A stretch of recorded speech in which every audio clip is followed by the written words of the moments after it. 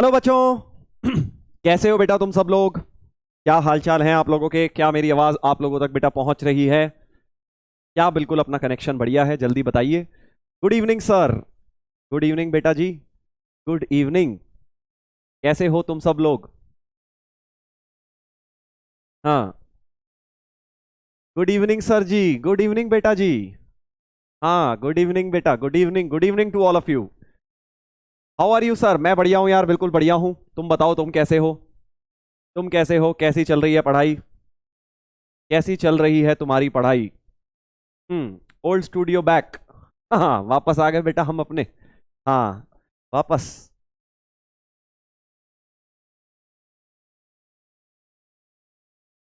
Love you sir, love you too बेटा। इसी तरह मेहनत करता रहे बस, और हमारा प्यार गहरा होता जाएगा। चल बेटा, बहुत बढ़िया।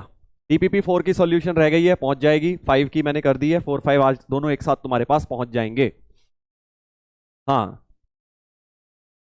मस्त है सर, बढ़िया है, शाबाश शाबाश। बहुत बढ़िया। सर ब्रेन टीजर का आंसर मैच नहीं हुआ, कर ले, ट्राई कर ले, डाउट सेक्शन में पूछ, वही आंसर वही है। हाँ। डीपीपी कंप्लीटेड, शाबाश। हम्म।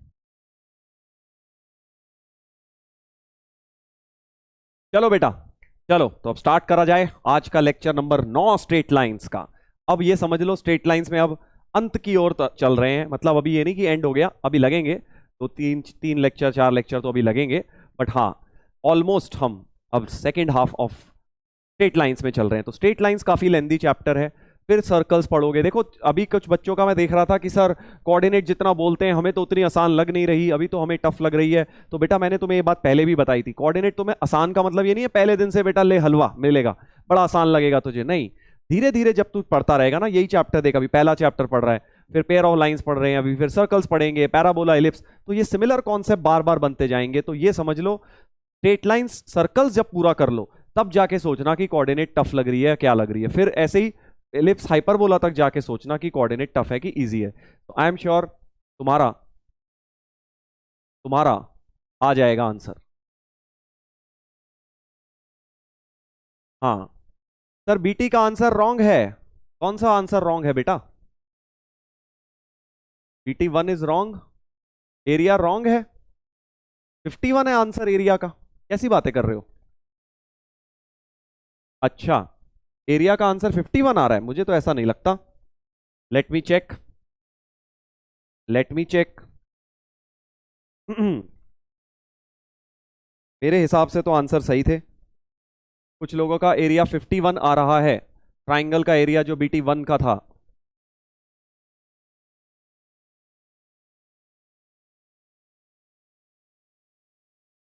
चलो ठीक है, मैं चेक कर लूंगा एक बार। मैं चेक कर लूंगा, कल के लेक्चर में तुम्हें प्रॉब्लम पूरा सॉल्व करके दे दूंगा, राइट।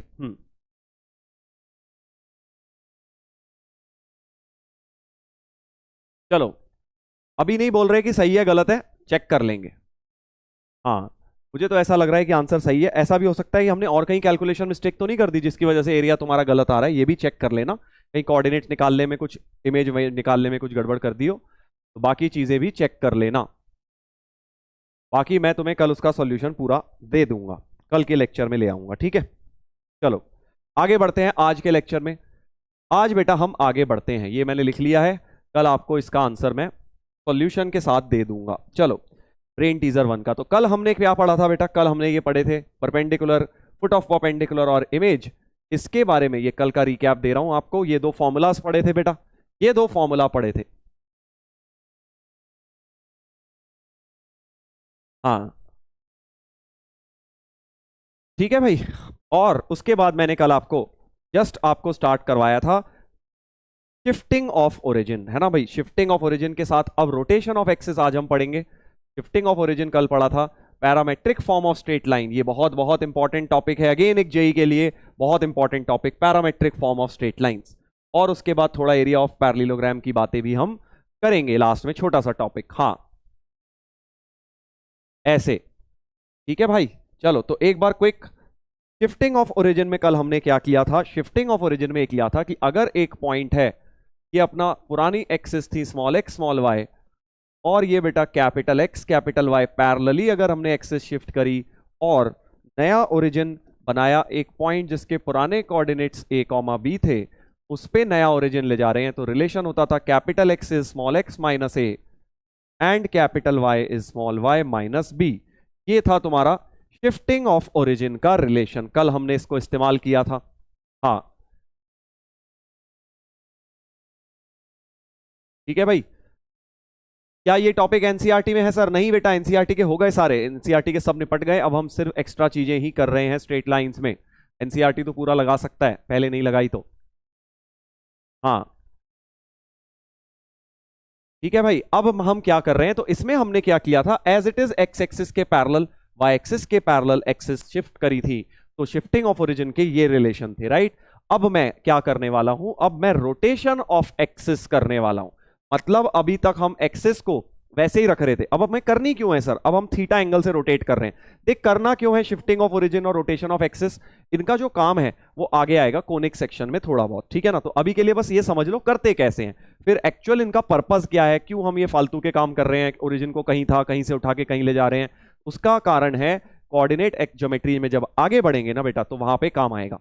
हाँ चलो तो स्टार्ट करें क्या सर, अब मॉड्यूल स्टार्ट कर दें? हाँ बेटा आज मॉड्यूल ही होमवर्क है तेरा।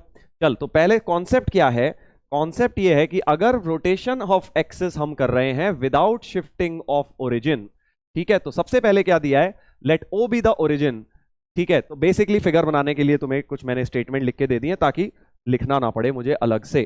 तो ये एक फिगर बना रहा हूं कि भाई ये अपनी कोऑर्डिनेट एक्सिस है जिसमें ओरिजिन था ओ, ठीक है। और अब क्या किया ध्यान से देखना, ये लाल एक्सिस मैंने नई वाली एक्सिस बना दी, सच दैट इन एक्सिस को मैंने ऐसे समझ लो कि जो ओरिजिनल एक्सिस थी उसको थीटा एंगल से रोटेट कर दिया एंटी क्लॉकवाइज डायरेक्शन में। सर सीरियस हो क्या आप? बेटा पढ़ाते वक्त तो सीरियस होने दे, नहीं होगा क्या? अगर मजाक मजाक में पढ़ाई, फिर पढ़ाई और मजाक में बेटा गैप रखना है, ठीक है। जोक जब आएगा जोक के समय जोक मारेंगे, बट पढ़ रहे हैं कॉन्सेप्ट तो तब नहीं मजाक मस्ती मजाक तब सही नहीं लगती, वरना फिर आपको दिक्कत होगी बेटा। कॉन्सेप्ट सीरियसली समझो, ठीक है। हाँ तो क्या क्वेश्चन है, बेसिकली कॉन्सेप्ट क्या है कि ये हरे वाले एक्सिस अपने ओरिजिनल एक्सिस थे, अब हमने थीटा एंगल से रोटेट कर दिया, ठीक है सर। तो एक जो पॉइंट था जिसके कोऑर्डिनेट्स ये मान लीजिए x, y पॉइंट था जिसके original coordinates small x small y थे, समझ गए। यानी ये स्मॉल x एक्सिस है, ये स्मॉल y एक्सिस है, और इस बार मैंने कैपिटल एक्स वाई की जगह x डैश y डैश ले ली है, ठीक है। तो ये x डैश एक्सिस है, ये y डैश एक्सिस है, just to make a difference, वहां पे समझ गया ना, डैश ले लिए नए एक्सिस। अब ध्यान से सुनेंगे, तो अब मैं क्या कह रहा हूं, देख ध्यान से सामने देखेंगे सब लोग सामने केयरफुली देखेंगे। देखो ये वाला जो डिस्टेंस था ये हमारा पहले, ये था हमारा क्या, ये था सर हमारा कैप स्मॉल y, है ना भाई, ध्यान से सुनेंगे सब लोग, ये था सर स्मॉल y, ये था स्मॉल y क्योंकि डिस्टेंस फ्रॉम एक्स एक्सिस था, ठीक है। और ये वाला था सर स्मॉल x, ठीक है सर, ये वाला था स्मॉल x। अब x डैश y डैश क्या हो जाएंगे, अब ध्यान से सुनना, इस पॉइंट का x डैश क्या हो जाएगा, डिफरेंट लाइन से बना देता हूं, डिफरेंट कलर से। तो अब क्योंकि x एक्सिस ये हो गई और y एक्सिस बेटा ये हो गई तुम्हारी ऐसे, ठीक है भाई। तो बेसिकली क्या मैं ये बोल सकता हूं, ये जो मैंने पर्पल वाली लाइनें बनाई हैं ये x एक्सिस से डिस्टेंस है, तो ये वाला डिस्टेंस y डैश हो गया और ये वाला डिस्टेंस x डैश हो गया बेटा, ठीक है। इतनी बात क्लियर है, इतनी बात क्लियर है। हाँ तो मैं बेसिकली ये प्रूव कर रहा हूं कि कैसे आए, x डैश y डैश की वैल्यू ये आएंगी, ये तुम्हें याद रखना है। और ये आएंगी कैसे सर, तो वो हम डिस्कस करने वाले हैं with the help of this figure, ठीक है। अब जरा ध्यान से देखो सब लोग, जरा ध्यान से देखें सब लोग, केयरफुली सामने देखेंगे भाई, ये बहुत इंपॉर्टेंट चीज है वरना प्रूफ समझ नहीं आएगा। ये एंगल थीटा है, हाँ सर, ये तो 90 है, तो ये 90 माइनस थीटा, ये भी 90 माइनस थीटा, ये 90, तो क्या मैं बोल सकता हूं ये वाला एंगल थीटा होगा? क्या ये वाला एंगल बेटा थीटा होगा? इस नीली वाली और इस पर्पल लाइन के बीच में एंगल थीटा हो जाएगा। दोबारा बता रहा हूं, देख ये थीटा, तो ये 90 माइनस थीटा, वर्टिकली ऑपोजिट ये भी 90 माइनस थीटा, ये 90, तो इस ट्राइंगल में ये वाला एंगल थीटा हो जाएगा, ये वाला एंगल सर थीटा हो जाएगा, ठीक है, समझ गए, समझ गए। अच्छा अब एक और बात, क्योंकि बेटा अब मैं क्या बोल रहा हूं, देखो ये वाला जो डिस्टेंस है, ये वाला जो डिस्टेंस है y डैश, इस पे ऐसे एक परपेंडिकुलर ड्रॉप कर लो, सामने केयरफुली देखेंगे सब लोग। तो वाई डैश कॉस थीटा ये वाला हो जाएगा, ये क्या हो जाएगा, वाई डैश कॉस थीटा हो जाएगा सर। ठीक है सर, ये हो जाएगा वाई डैश कॉस थीटा। ठीक है, वाई डैश कॉस थीटा ये हो जाएगा, बिल्कुल सही बात है। और देख एक बात, ये एक्स डैश है तो ये लाल वाली लाइन भी तो एक्स डैश है। थोड़ा सा एक्चुअली फिगर में घिचमिच ना बच जाए इसलिए को हटा देते हैं। मैं क्या बोल रहा हूं, ये जो लाल वाली लाइन है अगर ये एक्स डैश है तो ये तो रेक्टेंगल बन रहा है ना ये वाली फिगर, तो ये वाला भी तुम्हारा एक्स डैश हो जाएगा बेटा, ये वाला डिस्टेंस भी एक्स डैश हो जाएगा। हाँ ठीक है, तो ये एक्स डैश है तो ये भी एक्स डैश है। और अब अगर मैं प्रोजेक्शंस का इस्तेमाल करूं तो ये वाली अगर मैं इस पे प्रोजेक्शन ऐसे बना लूं तो ये हो जाएगी एक्स डैश कॉस थीटा और ये हो जाएगी x dash sine theta, x dash sine theta, right. और अब तुम्हें एक छोटी सी चीज दिख गई होगी कि क्योंकि ये टोटल नीली लेंथ जो थी ये क्या थी, y थी, ये हो जाएगी इतनी लेंथ प्लस इतनी लेंथ। तो क्या मैं ये बोल सकता हूं कि y की वैल्यू हो जाएगी, ध्यान से देखना, ये जो नीली लाइन थी this is actually y dash cos theta plus x dash sine theta, y dash cos theta plus x dash sine theta. क्या ये बात समझ आई आप लोगों को? इस फिगर में बेटा जो y की लेंथ है, खिचड़ी बन गई सर, तभी तो बोल रहा हूं 3-4 बार की केयरफुली सुन, देख फिर से सुन ले, फिर से देख ले भाई, खिचड़ी बन जाएगी नहीं तो बहुत जल्दी। मैंने क्या किया, ये एक परपेंडिकुलर ड्रॉप कर दिया, चल इसको फिर से बना के दिखा देता हूं, ठीक है।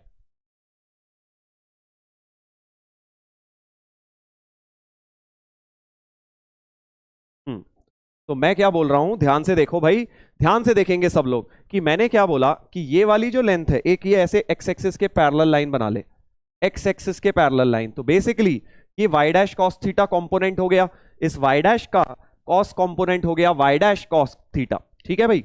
हाँ सर एक नई फिगर बना दो, चल एक नई फिगर, दोबारा से बोल रहा हूं इसीलिए बोल रहा हूं केयरफुली सुनना, नहीं तो फिर कंफ्यूज हो जाओगे इसके अंदर। चलो नई फिगर बना रहा हूं, अब सब लोग बिल्कुल केयरफुली देखेंगे।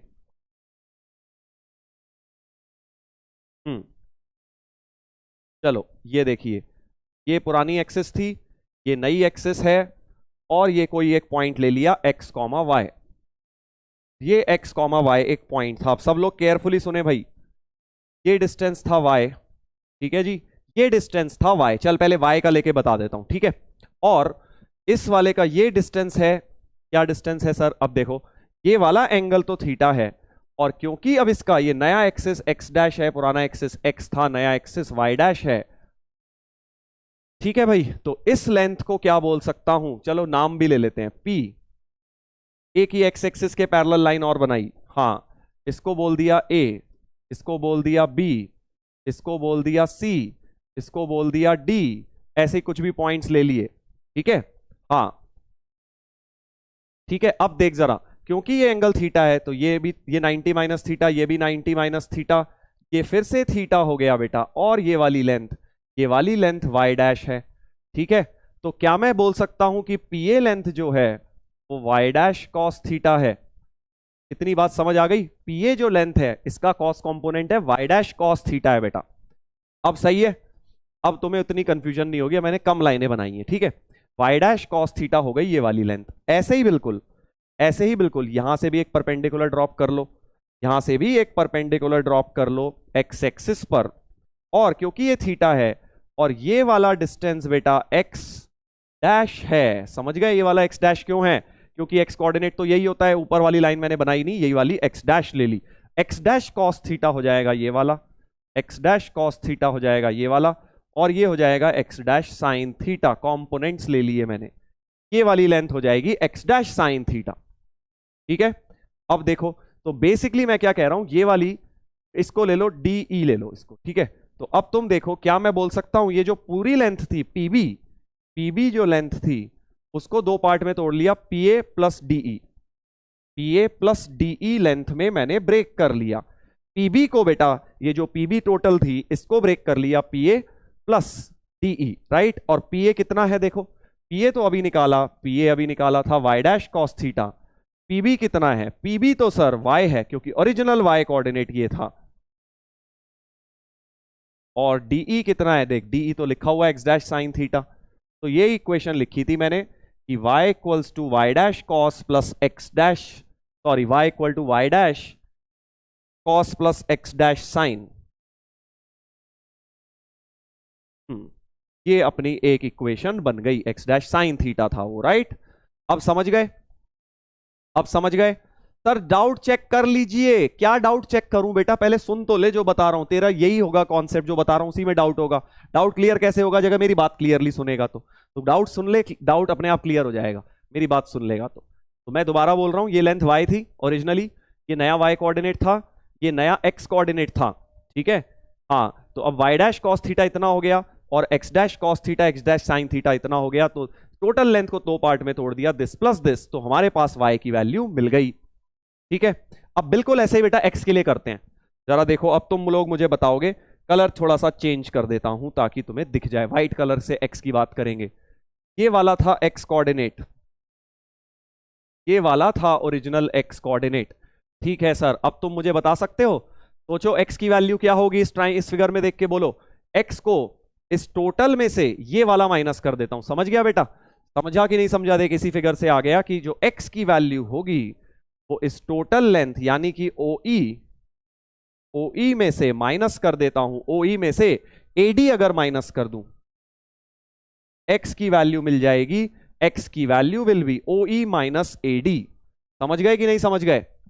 बस अब OE क्या है, OE की लेंथ तो देख x डैश कॉस थीटा है ही, तो x dash cos theta minus AD की लेंथ, AD क्या होगा सोच, AD क्या होगा, इस ट्राइंगल में y डैश का कॉस कंपोनेंट ये था, तो ये साइन कंपोनेंट हो जाएगा, y डैश साइन थीटा हो जाएगा AD। ऐसा कुछ हो गया बेटा, क्या ये बात चमकी। ये दो इक्वेशंस मैंने बना ली हैं, y और x की दो इक्वेशंस लिख दी, राइट। अब दो इक्वेशंस, दो अननोन्स हैं, इनको तुम्हें यहां तक क्लियर हुआ है सबको, जल्दी से बताइए, क्या यहां तक सबको क्लियर हो गया है। हाँ, क्या यहां तक सबको क्लियर हो गया है, देख लीजिए जरा एक बार, क्या यहां तक सबको क्लियर है, तो मैं आगे बढ़ूं, ठीक है। कुछ भी नहीं करा है, बस बेटा ज्योमेट्री यूज करके x की वैल्यू लिख दी, x की वैल्यू दिस माइनस दिस, और y की वैल्यू लिख दी, y की वैल्यू दिस प्लस दिस लिख दी, बस खत्म, इतना ही काम किया है मैंने। और इस वाली फिगर को उड़ा देते हैं, इसका कोई काम नहीं है, इसमें ज्यादा ही खिचड़ी मच गई थी क्योंकि मैंने दोनों चीजें एक साथ लिख दी थी। अब ठीक है, बट अभी तो हमें कुछ और ही प्रूफ करना है।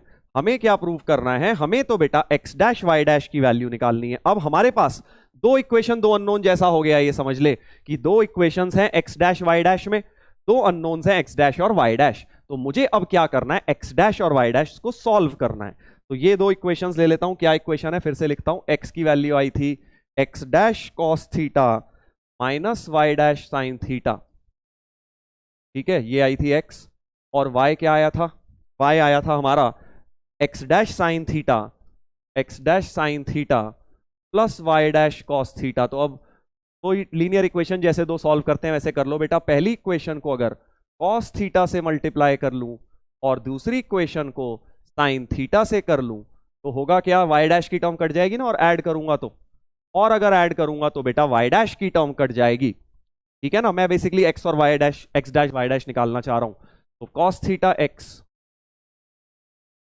Plus sine theta y LHS में आ जाएगा, और यहां पे आ जाएगा x dash cos square plus x dash sine square, मजा आ गया, x डैश ही हो जाएगा, समझ गए, cos square plus sine square, तो 1 हो गया।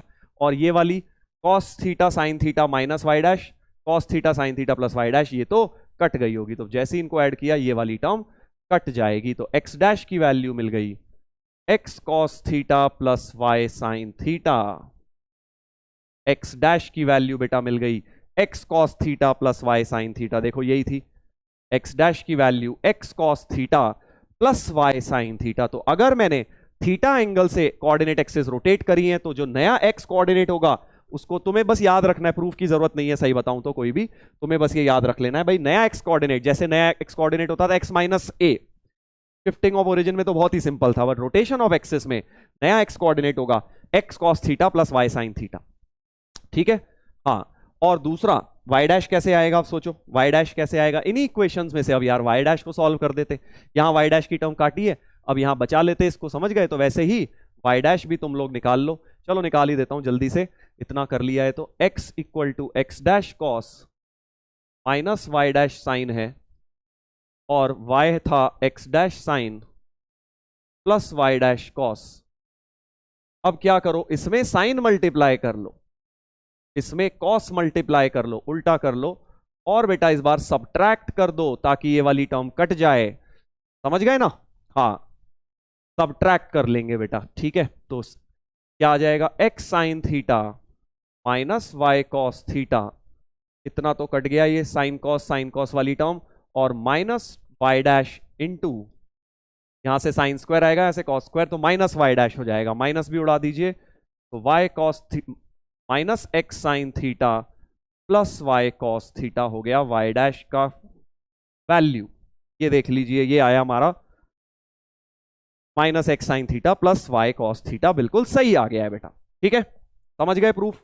हाँ, जरूरत नहीं है प्रूफ की, तुझे कोई जरूरत नहीं है, तू सीधे सीधे ये रिलेशंस लर्न कर ले बेटा। तो क्या क्या लर्न करना है इन पूरी चीज में, तुम्हें एक पूरा निचोड़ दे देता हूं कि तुम्हें लर्न क्या क्या करना है। देखो, ये चारों चीजें लर्न कर लो तो बेस्ट है वैसे तो, ठीक है। वो मतलब एक्स वाई वाले भी रिलेशंस और एक्स डैश वाई डैश वाले भी रिलेशन, तो ये दो आपको याद रखने हैं बेटा, ठीक है। हाँ सर, कैसे याद रखने हैं? तो बेटा देख, एक्स डैश का तो याद ही हो गया यार, एक्स कॉस, इसमें प्लस आता है, ऐसे याद रख ले, x dash is x cos theta plus y sine theta, वही नॉर्मल फॉर्म जैसा, जैसे नॉर्मल फॉर्म था वैसा ही कुछ है, x cos theta plus y sine theta. इस वाले में कॉस साइन पलट गए और एक्स में माइनस आता है, ऐसे याद किया हुआ है मैंने तो, कि minus x cos theta plus y, sorry minus x sine theta plus y cos theta, sine cos पलटे और एक्स वाली टर्म नेगेटिव आ जाती है। सर प्रूफ नोट करना है क्या? सर तेरा मन है बेटा, काम कुछ नहीं है, प्रूफ का कोई काम नहीं है, प्रूफ का कोई भी काम नहीं है, ठीक है। चलो अब इस पे एक आध सवाल समझा देता हूं तुम्हें, बाकी तो मेन क्वेश्चन देखो वहीं आएंगे कोनिक सेक्शन वगैरह में, ठीक है। एक आध क्वेश्चन अभी आपको मैं करवा देता हूं। चलो ये वाला करते हैं क्वेश्चन। एक क्वेश्चन ये करते हैं, when the axes are turned through an angle of tan inverse 2, मतलब इस बार थीटा दिया है tan इनवर्स 2, tan इनवर्स 2 से अगर तुमने एक्सिस को रोटेट किया, लिखना चाहिए एंटी क्लॉकवाइज डायरेक्शन में, ये इक्वेशन किस में तब्दील हो जाएगी, बस ये पूछ रहे हैं कि 4xy, जो 4xy minus 3x square equal to a square है बेटा, ये किस में चेंज हो जाएगी, मतलब कौन सी इक्वेशन चाहिए, नई इक्वेशन चाहिए, ठीक है। अब मैंने कल तुझे एक बात बोली थी, हाँ डीपीपी में था ये वाली कल की, बिल्कुल सही बात है, डीपीपी में कल ये क्वेश्चन था, बिल्कुल सही। हाँ तो अब इसको मैं कल तुम्हें एक बात बोली थी कि जब भी नई इक्वेशन चाहिए तो मतलब नए एक्स नए वाई में रिलेशन, ये बात बोली थी ना, और पुराने एक्स वाई में रिलेशन मतलब पुरानी इक्वेशन है, तो ये पुराने एक्स वाई में रिलेशन है, ठीक है। और हमारे इस फॉर्मूले में पुराना एक्स पुराना वाई कौन है, एक्स वाई है, और नया एक्स नया वाई कौन है, एक्स डैश वाई डैश है, नए वाले, राइट। तो हमें क्या करना है, ये पुराने एक्स वाई उड़ा के नए एक्स वाई लेकर आने हैं सर, ठीक है। तो ये पुराना एक्स है, राइट, ये क्या है, पुराना एक्स, यानी इस पुराने एक्स की वैल्यू ये डाल देता हूं, देखो इसलिए बोल रहा था ये भी रिलेशन लर्न करो, इस पुराने एक्स की value x dash cos theta, please note ये पुराना एक्स है, एक्स डैश की मत डाल दियो, ये पुराने एक्स की वैल्यू डाल रहा हूं। So I am going to use this relation, ये वाला, समझे, ये नहीं यूज कर रहा हूं, ये तो नए एक्स है, एक्स डैश की वैल्यू है, दो अलग अलग चीजें हैं, एक है नए को क्या लिखना है पुराने के टर्म्स में, एक है पुराने को क्या लिखना है नए के टर्म्स में। तो अभी मुझे क्या यूज करना है, पुराने को क्या लिखना है, तो पुराने वाले एक्स को लिखना है x dash cos minus y dash sine, x की जगह लिख लो x dash cos minus y dash sine theta, समझ गए भाई। और ये भी पुराना वाई है तुम्हारा, पुराने वाई की जगह क्या लिखोगे, x dash sine plus y dash cos, ऐसे बेटा, और माइनस 3x स्क्वायर, एक्स भी पुराना वाला, ये वाले का होल स्क्वायर, तो x dash cos theta minus y dash sine theta का whole square equal to a square, ऐसा कुछ बन गया, ऐसा कुछ बन गया, हाँ ठीक है भाई, चमक गया सर। तो बस बेटा अब क्या करना है, tan थीटा तो 2 है, अब देख tan थीटा कैसे बनाऊंगा मैं, मुझे tan थीटा बनाना है, हाँ सर tan थीटा तो बनाना है, tan थीटा कैसे बनाओगे, देख मैं क्या करूंगा, जबरदस्ती cos थीटा इन दोनों में से कॉमन निकाल लेता हूं, समझा, क्या करूंगा, थोड़ा सा ट्रिग्नोमेट्री लगेगी क्योंकि मुझे tan थीटा बनाना है, इसमें से जबरदस्ती कॉस थीटा निकालो। ठीक है, तो ये x dash minus y dash sine by cos यानी टैन थीटा बन जाएगा, जिसको बेटा 2 यूज कर लूंगा। समझा कि नहीं समझा? कॉस थीटा पहले मैंने जबरदस्ती कॉमन निकाला, ऐसे ही इन दोनों में से भी कॉस थीटा जबरदस्ती निकालोगे, कॉस स्क्वायर हो जाएगा, तो x dash sine by cos tan हो जाएगा, यानी एक्स डैश के साथ 2 प्लस वाई डैश हो जाएगा। बेटा ये स्टेप समझ आया आप लोगों को? समझ आ गया ये कैसे मैंने साइन थीटा को जबरदस्ती कॉस थीटा को निकाला, ताकि साइन के नीचे कॉस चले जाए और ये टैन बन गया साइन बाय कॉस, टैन की वैल्यू 2 डाल दी मैंने। और ऐसे ही बिल्कुल इसमें से कर 3 कॉस स्क्वायर थीटा बाहर, क्योंकि होल स्क्वायर है cos square, x dash minus y dash tan theta आ जाएगा, जिसकी वैल्यू 2 है। फिर से कॉस स्क्वायर को दोनों में से बाहर निकाल लो, कॉस स्क्वायर को बेटा दोनों में से बाहर निकाल लो और उसको वहां डिनोमिनेटर में ले जाओ। समझे क्या बोल रहा हूं? कॉस स्क्वायर थीटा को पूरे में से common, so 4x dash minus 2y dash 2x dash plus y dash, ठीक है भाई, minus 3x dash minus 2y dash whole square equals to a square, ऐसा कुछ बन गया। और अब क्या कह रहा हूं, इस कॉस स्क्वायर को हटा के वहां सेक स्क्वायर लिख दे, राइट? इस कॉस स्क्वायर को हटा के वहां पे बना दो सेक स्क्वायर, और सेक स्क्वायर की जगह क्या लिख दोगे? 1 प्लस टैन स्क्वायर लिख दोगे। टैन स्क्वायर तो 2 हो गया, टैन थीटा क्योंकि 2 है बेटा, तो देख सेक स्क्वायर 5 आ गया ना, सीधे सीधे ऐसे ऐसे बेटा। हाँ, तो वो 5 बन गया। बस अब तो इनको खोलना रह गया बेटा। 4 2x डैश का square plus x dash y dash minus 4x dash y dash minus 2y dash का square minus 3a square plus b square minus 2ab, और यहां पे 5a स्क्वायर आ चुका है, 5a स्क्वायर आ चुका है बेटा। बस अब थोड़ी कैलकुलेशन कर, थोड़ी सी कैलकुलेशन कर। सर कॉस ही क्यों, साइन क्यों नहीं? बेटा साइन लेता तो कॉट बन जाता ना वहां, और कॉट डालना पड़ता हाफ फालतू में, जब टैन दिया है तो टैन डाल दे, है ना? अब देखो 4 2 8x स्क्वायर माइनस 3, सो 5 टाइम्स x डैश का स्क्वायर, ठीक है सर। और ये कितना हो गया? Minus 3xy minus 3xy into 4, तो माइनस 12xy, ठीक है भाई। और ये माइनस 8y डैश का स्क्वायर, ये 3 तो कट चुका था, माइनस 12y डैश का स्क्वायर और plus 12x dash y dash 5a square. 12x dash y dash cut गया सर, मजा ही आ गया, मजा ही आ गया भाई। क्या ये सही है? हाँ सर, 5x डैश स्क्वायर बचा 20y डैश स्क्वायर, तो यहां लिख देता हूं 5x dash square minus 20y dash square equal to 5a square. 5 भी उड़ा दीजिए, so x dash square minus 4y dash square equals to a square. ये हमारी नई इक्वेशन तैयार हो गई बेटा। हाँ, ये हमारी नई इक्वेशन तैयार हो गई। अब कुछ लोग कहते हैं कि सर ये क्या हो गया सर, इसमें तो x डैश वाई डैश है, आंसर में तो x डैश वाई डैश नहीं लिख के xy लिखे हुए हैं। बेटा देख, मैंने तुम्हें कल भी ये बात बताई थी, ये जो डैश वैश ला रहे हैं ना, हम अपनी सहूलियत के लिए ला रहे हैं। अब तू नई एक्सिस को भी xy बोल दे, रिप्लेस कर दे, क्या फर्क पड़ रहा है भाई? नए x डैश को तुमने फिर x से रिप्लेस कर दिया, तो तुम इसमें x डैश को फिर x से कर दो, y डैश को फिर y से कर दो, क्या फर्क पड़ता है? वो तो इक्वेशन है ना। एक्स स्क्वायर माइनस तुम एच के ले लो, क्या फर्क पड़ता है? राइट, लोकस तो सेम ही होता है, एच के लो एक्स वाई लो, बात एक ही है। तो x square minus 4y square equal to a square, B option बन जाएगा। ठीक है, तो मेरे कहने का मतलब ये है, जब तुम सवाल सॉल्व कर रहे हो तो x डैश y डैश अलग रखो, पुराना x y रखो, नया x y को x डैश y डैश रखो, और जब सवाल सॉल्व हो गया तो बेटा उड़ा डाल उसको। हाँ, उड़ा दे उसको, उसको उड़ा देंगे हम। क्या ये बात समझ आ गई है? हाँ sir, how is it cos square? देख, ये मल्टीप्लाई में थी ना दोनों टर्म्स, ये x इंटू वाई थी, तो एक कॉस यहां से आया, एक कॉस यहां से आया, इसलिए कॉस स्क्वायर हो गया। ऐसे ही ये होल स्क्वायर था, तो एक कॉस निकाल रहा हूं तो होल स्क्वायर बाहर आ रहा है, कॉस स्क्वायर का टर्म बाहर आएगा।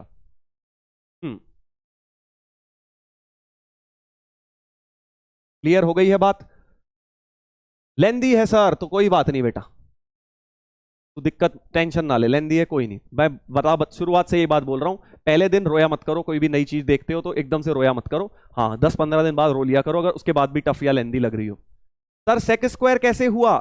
यार कॉस स्क्वायर को उधर ले जाएगा तो यार सेक स्क्वायर, क्या बात है, क्या भाई कौन है ये बेटा 3.0 की क्लास नहीं है, कहीं तू समझ के आ गया हो गलती से। हाँ मैं तेरे को याद दिला रहा हूं बस।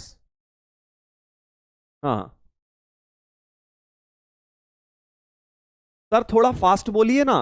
और कैसे बोलूं बेटा, अपने उसकी तू आवाज नहीं तेज कर सकता है? मैं तेरे लिए चिल्लाऊं और लटक लटक कर तू नहीं बेटा आवाज तेज करेगा अपने ईयरफोन की, मैं तो ऑलरेडी इतनी तेज चिल्ला रहा हूं।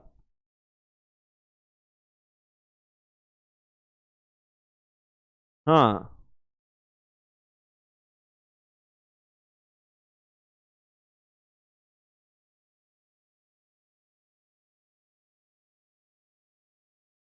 चल बेटा आगे बढ़े मेरा मतलब 3.0 वाला का ऐसा नहीं है कि उन्हें मैं रोस्ट कर रहा हूं, बट मेरा मतलब ये था कि जो लेट शुरुआत की है फास्ट ट्रैक वगैरह वाले, शायद वो हैं जिन्हें ये ही नहीं पता कॉस स्क्वायर उधर जाएगा तो सेक स्क्वायर हो जाएगा। 10वीं क्लास पढ़ के बैठे थे, उसके बाद सीधे अभी किताब खोली है थोड़े दिन पहले सर उसने फास्ट बोलने को कहा था, लाउड नहीं। हाँ मैं समझ रहा हूं, बट वो कहना तो यही चाह रहा था हम्म चल बेटा आगे बढ़े, अगले सवाल में आए। चल अभी एक और ऐसा ही क्वेश्चन करते हैं। Through what angle should the axis be rotated, वही जेई का फेवरेट काम, देख कि उल्टा सवाल, एंगल क्या होना चाहिए सच दैट ये महान इक्वेशन इस महान इक्वेशन में चेंज हो जाए, बस ये सवाल है, समझ गया? तो नई इक्वेशन कौन सी है? वो change to this equation may be changed to this. समझ गए क्वेश्चन क्या है? कि थीटा निकालना है इस बार। हाँ हाँ ठीक है भाई। चल चल बेटा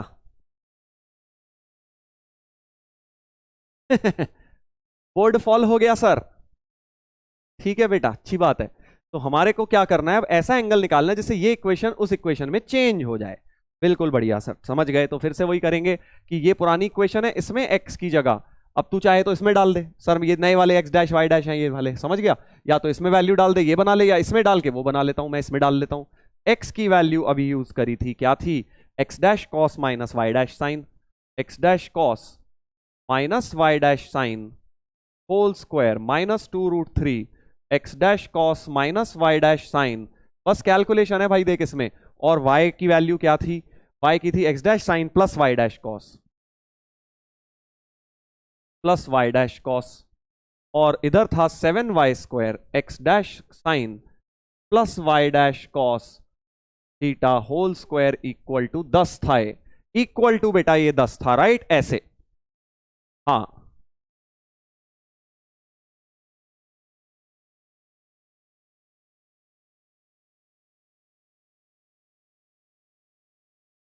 ठीक है। अब देख कॉन्सेप्ट क्या है कि भाई इस वाली इक्वेशन को वैसा बनाना है। अब तो भाई हम पागल तो है नहीं जो पूरी इक्वेशन बनाएंगे। जो स्मार्ट लोग होंगे वो ये समझ गए कि सर इस इक्वेशन में x इंटू वाई का टर्म ही नहीं है, है ना? इसमें x इंटू वाई का टर्म है और इसमें x इंटू वाई का टर्म ही नहीं है। Coefficient of x y is 0। नई इक्वेशन में x इंटू वाई का कोफिशिएंट 0 होना चाहिए, तो बाकी सब बनता रहेगा जो बनेगा। तुम क्या करो, कोफिशिएंट ऑफ एक्स वाई को 0 उठा के पुट कर दो। तो देखो x इंटू वाई का कोफिशिएंट कहां कहां से आएगा सर? ये जब होल स्क्वायर खुलेगा a² plus b² minus 2ab की जो टर्म होगी, तो -2 कॉस थीटा साइन थीटा, और एक बाहर 9 भी है, into x dash y dash आएगा। समझ गया? तो मैं कौन सी टर्म लिख रहा हूं? सिर्फ एक्स डैश वाई डैश की टर्म्स पे दिमाग लगा रहा हूं, क्योंकि मुझे पता है उन सबको मिला के 0 होना चाहिए, क्योंकि coefficient of x dash y dash नहीं है। सर पिछले क्वेश्चन में नीचे लास्ट स्टेप देखिए, मिस्टेक हो गई है सर प्लीज। अच्छा अच्छा बेटा जी, क्या एक मिस्टेक हो गई है तू ही बता दे। आ गया मेरा भाई, रॉन्ग। आज इसने रॉन्ग नहीं बोला, आज ये अलग तरीके से बोल रहा है हाँ ये अलग तरीके से बोलना चाह रहा है। हाँ, क्या अलग हो गई है बता दे मुझे भी। सर कुछ समझ नहीं आ रहा है तो जा बेटा, जा आराम कर तू। हाँ पहले फर्स्ट लेक्चर से लगाना शुरू कर, फिर यहां पहुंची हो।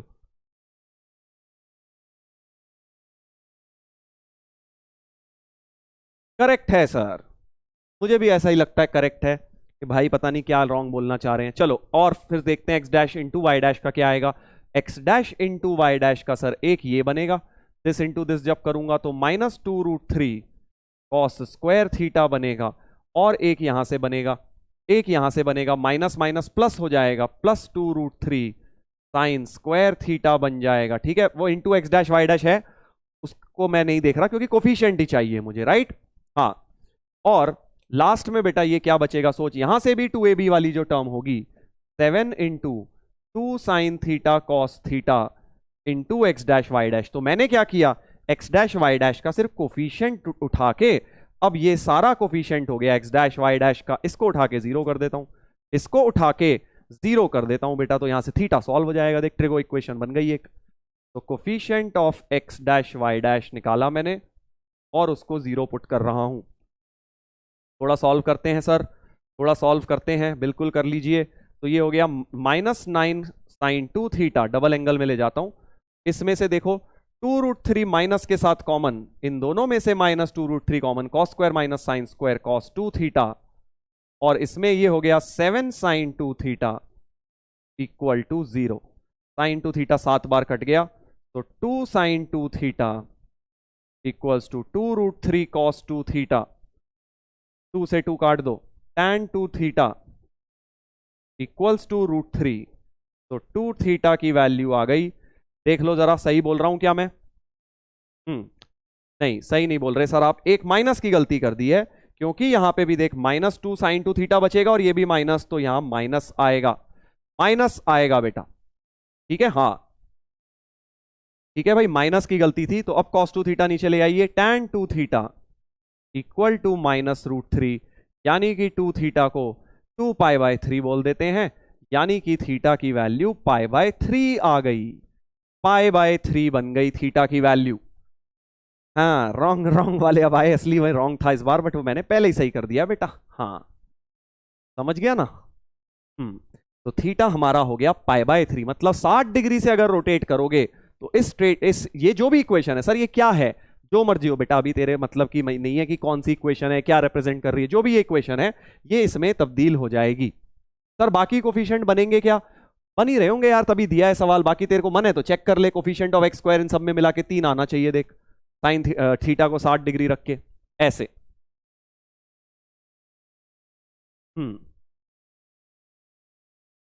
समझ गया? बाकी कोफिशिएंट ऑटोमेटिकली बन रहे होंगे, तुम्हें उसकी टेंशन लेने की मेरे हिसाब से तो देख भाई जरूरत नहीं है। ठीक है,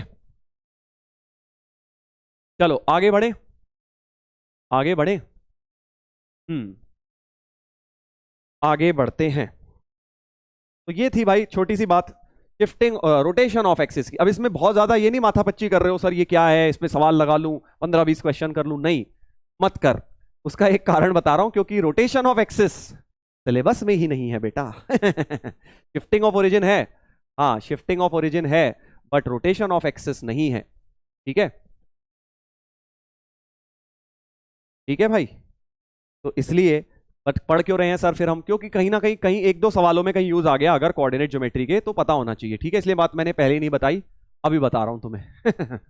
ठीक है, हाँ रोना मत कि अरे सर पहले बता देते, सर आपने हमें पूरा पढ़ा दिया और अब बता रहे हो, धोखा दे दिया। हाँ, सब बुक्स वगैरह में सब में मिलेगा तुम्हें, बट जेई के सिलेबस में मेंशन नहीं है। शिफ्टिंग ऑफ ओरिजिन मेंशनड है, but rotation of axis mention नहीं है। आप लोग बट फिर भी लर्न कर लीजिए, एक ही तो रिलेशन है, कितनी देर लगेगी बता। हाँ, वेस्ट हो गया सर टाइम? नहीं बेटा, टाइम वेस्ट नहीं हुआ, कोई कारण है ना, तभी तो बताया तुझे। हाँ, जब एडवांस लेवल के सवाल कर रहा होगा इलिप्स हाइपरबोला के और वहां कहीं पे लग गया तो तू कहेगा सर धन्यवाद आपने ये बता दिया था हमें। चलो भाई, क्या नाम है तुम्हारा? पोल कोमल डाउट, आ जाओ।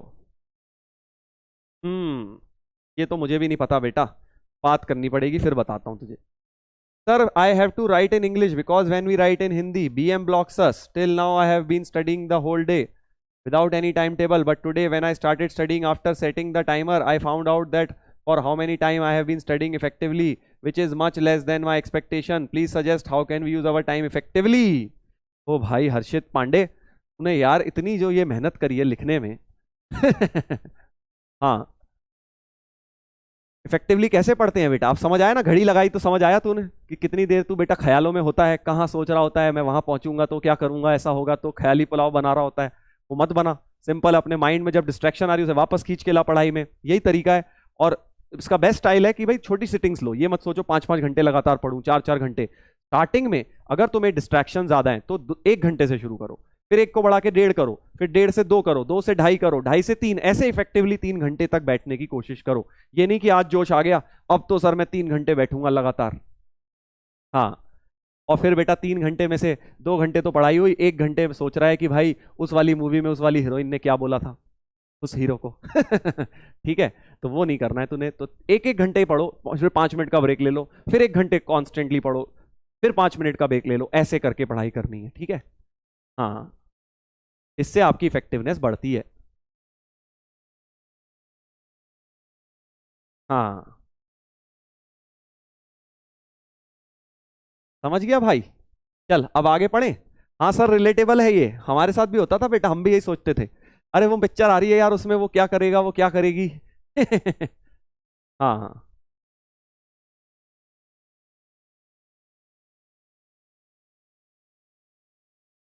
चलो बेटा, करें अब आगे पढ़ाई करें। Sir what to do in break, 5 minute में देखा मम्मी क्या बना रही है, पापा क्या कर रहे हैं, थोड़ी डांट खा ले उनसे। थोड़ा 5 मिनट में ऐसे ही घूमा, वॉक कर ले, फ्रेश हो जाओ, घूम घूम आओ, पानी पी लो, कितनी चीजें हैं 5 मिनट करने की। बस इंटरनेट पे मत जाओ, ठीक है भाई, इंस्टा मत खोल फालतू, जिसमें तेरे को पता है कि बेटा 5 मिनट के बदले बदले तेरा 1 घंटा बर्बाद होना है, वो मत कर बस काम। हाँ, बात कर ले अपने दोस्त से, उसकी पढ़ाई कैसी चल रही है पूछ ले। हाँ, अब आ जाए बेटा, वापस आ जाए। हाँ, एक हमारे बीच सिंसियर इंसान है, वो कह रहा है सर पैरामेट्रिक फॉर्म क्या होता है ये तो बताओ। हाँ, वेरी गुड बेटा, ऐसे ही लोगों की कमी है बस हमारे बीच। Parametric form of straight line की बात करेंगे अब, सब लोग जरा केयरफुली सुने, क्योंकि तुमने एक बात नोटिस करी, मैंने तुम्हें पहले 1 2 3 4 5 6 छह फॉर्म पहले बताई हुई हैं स्ट्रेट लाइंस की, बट उस समय तुम्हें एक ब्रेक दिया था, मैंने कहा था एक और फॉर्म आएगी बेटा, इन सब की, ये कह लो कि बेटा इन सब की मम्मी है ये। ये सब बहुत ज्यादा यूजफुल फॉर्म है, स्पेशली जेई के लिए, स्कूल में यूज नहीं करनी है। पैरामेट्रिक फॉर्म बहुत सारे क्वेश्चन को खट से सॉल्व कर देता है ऑब्जेक्टिव में। हाँ, ठीक है भाई। सर दोस्त मुझसे बात ही नहीं करता। तेरी किस्मत खराब है बेटा। हाँ, ऐसा दोस्त बन कि लोग तेरे से बात करने को तरसें, समझा, ना कि ऐसा जिसका लोग फोन इग्नोर करें। अगर तू पढ़ने में अच्छा होगा ना बेटा, तो तेरा दोस्त तेरा खट से फोन उठाएगा, और उसे तू करेगा ही 10 दिन में एक बार, बस 5 मिनट के लिए, तो बेटा खट से उठाएगा, देख। हाँ, समझ गया भाई।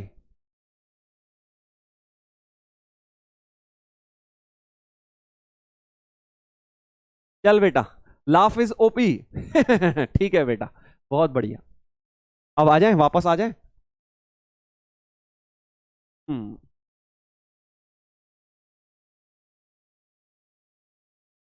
पढ़ने के मूड में वापस आ जाओ, मैं इसीलिए वेट कर रहा हूं कि कब तुम लोग बेटा पढ़ाई के मूड में वापस आओगे, क्योंकि ये टॉपिक ऐसा है जो कि बहुत ज्यादा कंफ्यूज कर देता है लोगों को। ठीक है, कल जो लोग कंफ्यूज हुए थे, कल थे ना कुछ, लौट गए थे कि अरे सर इतना tough lecture, sir advance lecture, sir इतनी इमेज की एप्लीकेशन तो हमने कहीं दुनिया में देखी ही नहीं जितनी आपने करा दी। वैसा ही कुछ हो जाएगा, इसलिए ध्यान से सुन ले।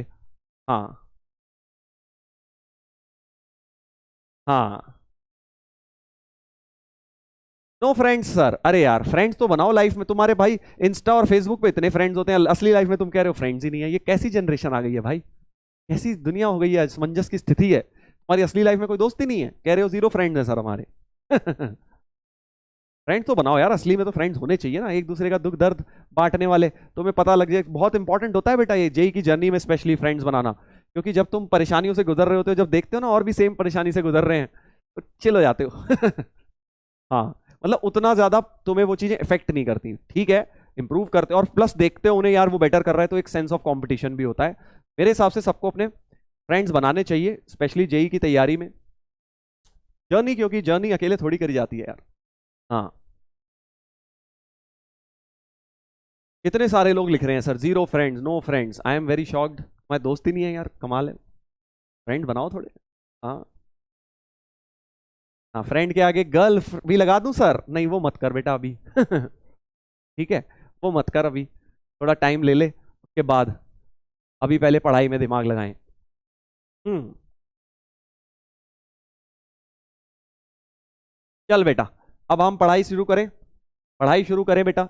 हाँ, तो पैरामेट्रिक फॉर्म क्या है, थोड़ी सी देखने में अलग है भाई, बाकी सारी फॉर्म से अलग है। अगर तुम्हें याद हो, तुमने नॉर्मल फॉर्म और 2 पॉइंट फॉर्म, 1 पॉइंट फॉर्म, बहुत सारी चीजें मैंने बताई तुम्हें forms, x y intercept form, but वो सब क्या थे, ध्यान से सुनना, वो एक्स और वाई के बीच में एक डायरेक्ट रिलेशन थे। सब लोग बेटा अब आ जाएं, वापस से पढ़ाई के मूड में आ जाएं। हाँ, बहुत हो गई चिट चैट, बहुत हो गई बातें।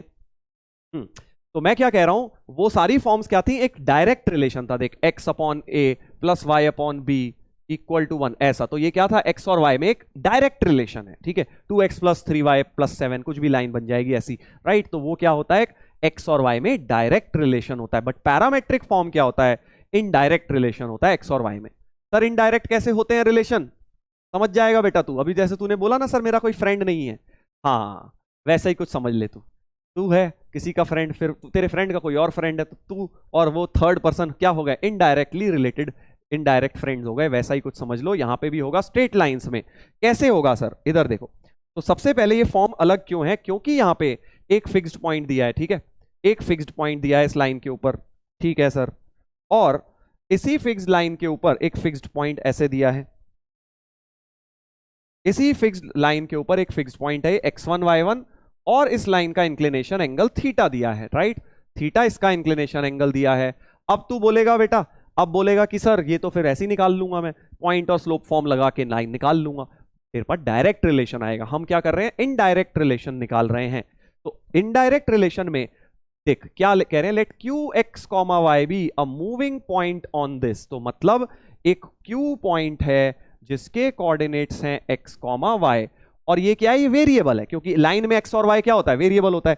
अगर मैं तुझे बोलूं एक लाइन है 2x plus 3y equal to 10, तो इसमें x y क्या होता है, वेरिएबल पॉइंट। जैसे जैसे वो पॉइंट मूव करता है, सारे कलेक्शन ऑफ पॉइंट्स मिलके पूरी स्ट्रेट लाइन मिल जाती है। तो वैसा ही कुछ यहां है, x कॉमा y क्या है, एक वेरिएबल पॉइंट है, और अगर ये वेरिएबल है तो और इसका distance from this point r बोला गया। देखो, let p q is equal to r, तो ये r भी क्या हो गया, वेरिएबल हो गया, ठीक है। हाँ sir inclination angle x axis के साथ है, बेटा इंक्लिनेशन एंगल होता ही एक्स एक्सिस के साथ है बाय डेफिनेशन, समझा ना। हाँ वापस आ जाते हैं, क्या कह रहा था मैं कि भाई एक variable point x comma y को एक वेरिएबल पॉइंट ले लिया इस लाइन से r दूरी पर इस फिक्स्ड पॉइंट से। तो प्लीज नोट ये क्या है, फिक्स्ड पॉइंट, फिक्स्ड, ये क्या है, वेरिएबल पॉइंट, वेरिएबल।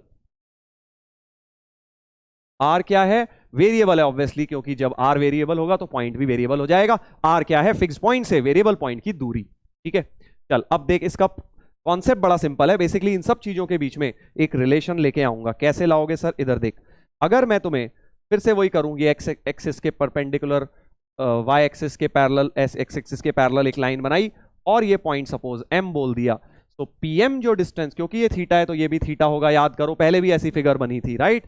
तो pm जो हो जाएगा वो हो जाएगा r cos थीटा, pm हो जाएगा r cos थीटा। देख pm ये वाली लेंथ है r cos थीटा, और क्योंकि ये वाला डिस्टेंस x होगा, ये वाला x1 होगा, तो x माइनस x1 भी बोल सकता हूं pm को, x माइनस x1 भी हो जाएगा pm लेंथ। ऐसे ही qm क्या हो जाएगा, r sin थीटा हो जाएगा, और ये ऐसे ही ये टोटल y, उसमें से ये y1 माइनस, क्योंकि इसके कोऑर्डिनेट x1 y1 थे, ये y1 है, तो y माइनस y1 हो जाएगा, y माइनस y1 हो जाएगा, right.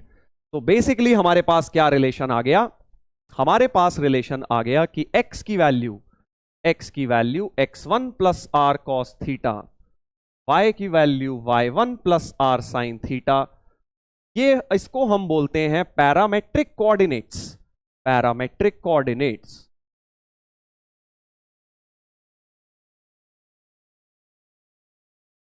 of any point q x comma y lying at a distance of r from point, fixed point which is p x1 y1, x1 y1 से fixed दूरी r पर लाई करता हुआ एक पॉइंट। ठीक है, तो दोबारा से बात रिपीट कर रहा हूं कि ये पॉइंट फिक्स्ड है x1 y1, इससे अगर r चेंज करता जाऊंगा तो एक नया पॉइंट इस लाइन पर मिलता जाएगा, यानी इनफाइनाइट नंबर ऑफ सारे पॉइंट्स मिलते जाएंगे। अगर r वेरिएबल कर दिया तो q के कोऑर्डिनेट्स x, y इस रिलेशन से हमें मिलेंगे। This is called parametric coordinates. यही लिखा हुआ है सामने आपके, जो ये लिखा है सामने देखिए, यही लिखा हुआ है कि x की वैल्यू येलो कलर से जो लिखा है x1 plus r cos theta, y की value y1 plus r sine theta, parametric coordinates होते हैं। Sir if x1 y1 is origin, तो भाई 0 0 डाल लियो x1 y1 की जगह, राइट, 0 0 डाल लियो, कोई दिक्कत नहीं है। हाँ, शिफ्टिंग ऑफ ओरिजिन नहीं है ये, please note, shifting of origin अपने आप में कॉन्सेप्ट अलग था, अब तुम ओरिजिन वहीं का वहीं रख रहे हो, ठीक है, यही तुम्हारी एक्सेस है। हाँ, कोई नई एक्सेस नहीं ला रहे, ठीक है, उसको भूल जाओ, शिफ्टिंग ऑफ ओरिजिन को अभी के लिए भूल जाओ, बाद में देखेंगे इलिप्स वगैरह पैराबोला वगैरह में, कहीं यूज नहीं आना उसका स्ट्रेट लाइन में। अब तो मैं तुम्हें क्या बोल रहा हूं, अब ये फॉर्म लाइन कैसे है सर, ये लाइन है देख, एक्स आर के टर्म्स में, एक्स आर के टर्म्स में, वाई भी आर के टर्म्स में, तो मैं तुम्हें क्या बोल रहा था, एक इनडायरेक्ट रिलेशन है। देखो ये क्या है, ये एक्स आर के टर्म्स में, वाई भी आर के टर्म्स में, दोनों इनडायरेक्टली रिलेटेड है in terms of r, that is why the name parametric form, क्योंकि एक पैरामीटर आर के टर्म्स में रिलेटेड है बेटा। यहां पे आर जो होता है वो एक पैरामीटर बोला जाता है या वेरिएबल, क्योंकि जैसे जैसे आर चेंज होगा एक्स और वाई चेंज होंगे, तो एक इनडायरेक्ट रिलेशन कहने को आपको मिल गया है लाइन के कोऑर्डिनेट्स के बीच में। इसलिए ये फॉर्म बाकी सब फॉर्म से अलग है। बाकी सब फॉर्म में क्या था, एक डायरेक्ट रिलेशन था एक्स और वाई में, इसमें एक इनडायरेक्ट रिलेशन है। ठीक है भाई, चलो अब देखते हैं इसका यूज क्या है। तो इसका यूज क्या है, जब भी आपको देखो ये जो एक स्टेटमेंट लिखा है ना, अगर ये तुमने याद कर लिया, अच्छी तरह समझ लिया, तो तुम समझ जाओगे कहां पैरामेट्रिक फॉर्म के एप्लीकेशन यूज होंगे, वरना तुम कंफ्यूज ही रहोगे, अरे यार पता नहीं कैसे सर लगा देते हैं पैरामेट्रिक, मैं तो सोच नहीं पाता। अगर तू चाहता है कि तू भी सोच पाए कि यार पैरामेट्रिक कब लगनी है, तो इस स्टेटमेंट को अच्छी तरह समझ ले। क्या स्टेटमेंट है, whenever the distance from a fixed point is asked और इज गिवन, ये बात अच्छी तरह से अपने बेटा दिमाग में भर ले। हाँ सर प्रूफ इंपॉर्टेंट है क्या, नहीं बेटा नहीं, प्रूफ इंपॉर्टेंट नहीं है, बस पैरामेट्रिक कोऑर्डिनेट याद कर ले ये वाले, ठीक है। और मैं क्या बोल रहा हूं, ध्यान से सुन लो। अब मेन चीज, जब भी एक फिक्स्ड पॉइंट से एक दूरी किसी पॉइंट की या तो दी गई हो या फिर पूछी गई हो, इज आस्क्ड और is given, then we can try to use parametric form. चलो कैसे, इधर देखते हैं। देखिए क्वेश्चन समझते हैं क्या है, एक क्वेश्चन समझते हैं। देखो, find the distance of this, एक पॉइंट है, इसका डिस्टेंस निकालना है from the line this measured parallel to this. समझा बेटा, फिगर बनाता हूं, देख फिगर बनाता हूं कि एक पॉइंट है 2,3, उसका डिस्टेंस निकालना है इस लाइन से, इस लाइन से डिस्टेंस निकालना है, परपेंडिकुलर नहीं निकालना।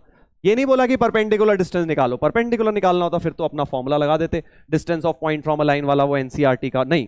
वो कह रहा है कि इसका डिस्टेंस बहुत सारे हो सकते हैं ना, परपेंडिकुलर ना निकाल के वो वाला डिस्टेंस निकालो, वो वाला डिस्टेंस निकालो PQ, जो कि पैरेलल है y equal to x line के। समझा बेटा क्वेश्चन, हाँ हाँ।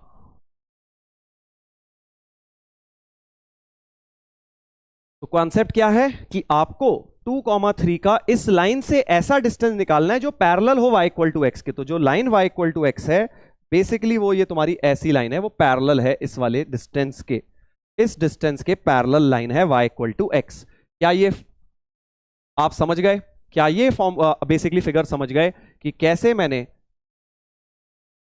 ये जो लाइन है वो इसके पैरेलल बनेगी। डिस्टेंस, परपेंडिकुलर डिस्टेंस मेजर नहीं करना, ये वाला नहीं निकालना, तूने टेढ़ा करके कोई डिस्टेंस निकालना है। चल अब मैं तुझे देख एक बहुत बढ़िया बात बता रहा हूं, पैरामेट्रिक फॉर्म के बिना भी क्वेश्चन सॉल्व होते हैं। ऐसा नहीं है कि पैरामेट्रिक फॉर्म लगेगी तो कुछ और लगेगा नहीं, नॉर्मल तरीके से भी तुम्हारे क्वेश्चन सॉल्व होंगे। पैरामेट्रिक फॉर्म जैसे कि इमेज था कल जो बताया था, एक शॉर्टकट है, ठीक है, ओपी लोगों के लिए है बेटा, जो ओपी लेवल के कॉन्सेप्ट लगाना चाहते हैं, जल्दी सवाल सॉल्व करना चाहते हैं, उनके लिए है, ठीक है।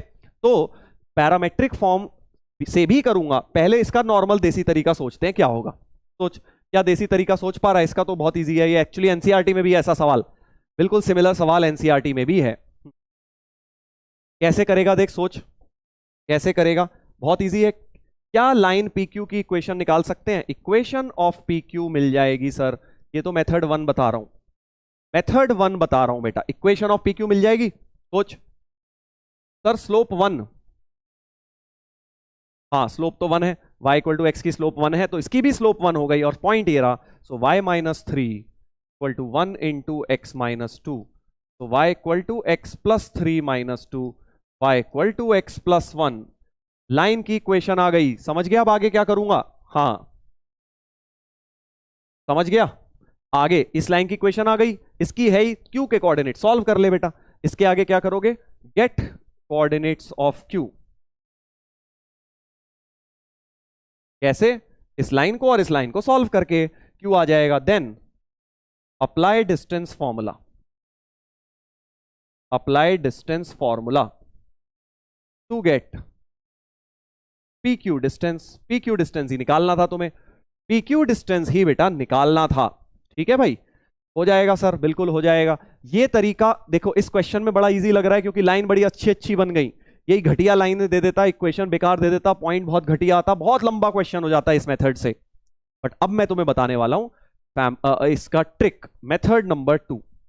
मैंने तुम्हें एक स्टेटमेंट बोला था बेटा, आप ध्यान से देखेंगे, जब भी एक फिक्स्ड पॉइंट से डिस्टेंस या तो पूछा गया हो या दिया गया हो, देख फिक्स्ड पॉइंट से डिस्टेंस पूछा गया ना, जब भी तेरे को ये दिख जाए फिक्स्ड पॉइंट से डिस्टेंस या तो दे दिया या पूछा गया, 101% वहां पैरामेट्रिक फॉर्म जरूर लगेगी।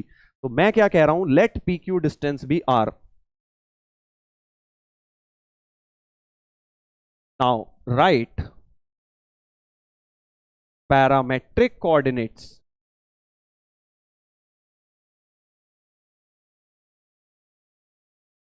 Through point p. Through point p हम पैरामेट्रिक कोऑर्डिनेट्स लगा रहे हैं, मतलब पी से को पैरामेट्रिक कोऑर्डिनेट लगा रहे हैं, मतलब पी को x1 y1 मानते हुए r डिस्टेंस दूरी पे पैरामेट्रिक के कोऑर्डिनेट्स लगाएंगे। क्या होते थे? x1 plus r cos theta, y होता था y1 plus r sine theta. ठीक है, अब मुझे इतना बता दो x1 y1 क्या है? 2 3 है सर। x1 y1 तो बहुत ऑब्वियस है, थीटा क्या है सोच के बता। हाँ जल्दी बता, थीटा क्या है बेटा? थीटा क्या है? इसके अंदर थीटा क्या होता है? पैरामेट्रिक फॉर्म के अंदर सर थीटा होता है जिस लाइन के अलोंग पैरामेट्रिक लगा रहे हो, जिस लाइन के अलोंग पैरामेट्रिक कोऑर्डिनेट लिख रहे हो, उसका स्लोप एंगल ही तो होता है। थीटा क्या था? देख ध्यान से, इसका स्लोप एंगल या इसका इंक्लिनेशन एंगल है। तो उस लाइन का स्लोप क्या है ये सोचो। इस लाइन का स्लोप सर, इस लाइन का है ना, इसके अलोंग पैरामेट्रिक लगा रहा हूं, तो इस लाइन का स्लोप क्योंकि 1 है तो इसका थीटा 45 हो जाएगा। राइट, तो थीटा की जगह 45 और x1 की जगह 2, y1 की जगह 3, तो x हो गया 2 प्लस आर कॉस 45 और y हो गया 3 प्लस आर साइन 45। ठीक है भाई साहब, पैरामेट्रिक कोऑर्डिनेट लिख डाले मैंने, और ये पैरामेट्रिक कोऑर्डिनेट्स जो हैं ये बेटा इस लाइन को सेटिस्फाई करने चाहिए, क्योंकि जो q है वो इसको सेटिस्फाई भी करना चाहिए। तो बन गई, देख आर में इक्वेशन बन गई ना, आर में इक्वेशन, 2 लाइन में आंसर आ गया। x और y की वैल्यू इस लाइन में डाल देता हूं, देखो x plus 5 equal to 3y में डाल देते हैं, x plus 5 equal to 3y में ये कोऑर्डिनेट्स डाल देते हैं। 2 plus r cos 45, 3 plus r sine 45। यहां से बस r सॉल्व कर दो यार, हो गया r by root 2, 5 2 7 plus r by root 2 equal to 9 plus 3r by root 2। कितना हो गया ये हो गया बेटा 2r bye root 2 equals to -2। तो r की वैल्यू आ गई -√2, -√2 आ गया भाई, ऐसे देख रहा है भाई। तो यानी कि ये जो डिस्टेंस है ये √2 आ गया, मैग्नीट्यूड अगर इसका देखा जाए तो √2 बनकर आ गया बेटा। राइट, देख लो एक बार, r की वैल्यू √2 आ गई है, r की वैल्यू √2 आ गई है। -√2 का सिग्निफिकेंस क्या है वो भी बता रहा हूं। तो फाइनल आंसर हो गया √2 यूनिट्स। ठीक है सर, स्लोप -1 होना चाहिए ना। अरे भाई तू जाके पहले लेक्चर 1 अटेंड कर यार, मेरा दिमाग मत खराब कर बीच लेक्चर में आके। स्लोप निकालनी तेरे को आती नहीं लाइन की बेटा, तू पता नहीं क्या पढ़ने आ गया है, क्या अचीव कर लेगा तू, इतनी हाई फाई लेवल की स्ट्रेट लाइन पढ़ना चाहता है, तेरे को स्लोप नहीं निकालनी आती अभी तक। हाँ हाँ, तो डिस्टेंस नेगेटिव का क्या मतलब है इसका ये भी समझ लेते हैं। आर जो नेगेटिव आया है इसका क्या मतलब है, तो पहले इस कॉन्सेप्ट को पहले ग्रास्प करो, फिर मैं तुम्हें बताऊंगा कि क्या मतलब है। ठीक है, पहले तो ये देखिए जो मेथड 2 था ये कितना शॉर्ट हो गया। एक्चुअली में ये एक लाइन ये लिखी है और ये लिखी है, बस खत्म, इतने में आंसर आ गया। अभी इसमें तो कितनी मेहनत है सोचो, अभी तो लाइन निकाली, अब तुमने पॉइंट निकालोगे, फिर डिस्टेंस फॉर्मूला लगाओगे, बहुत ज्यादा। हाँ बहुत ज्यादा तुम्हारा लेंदी हो जाएगा ये मेथड, तो इसमें बहुत जल्दी आंसर आएंगे। तो पैरामेट्रिक फॉर्म जब भी लगेगी ना, तू खुद देखेगा बेटा कहां तू एक पेज भर रहा था, कहां मैं 3 लाइन में आंसर निकाल दूंगा। हाँ,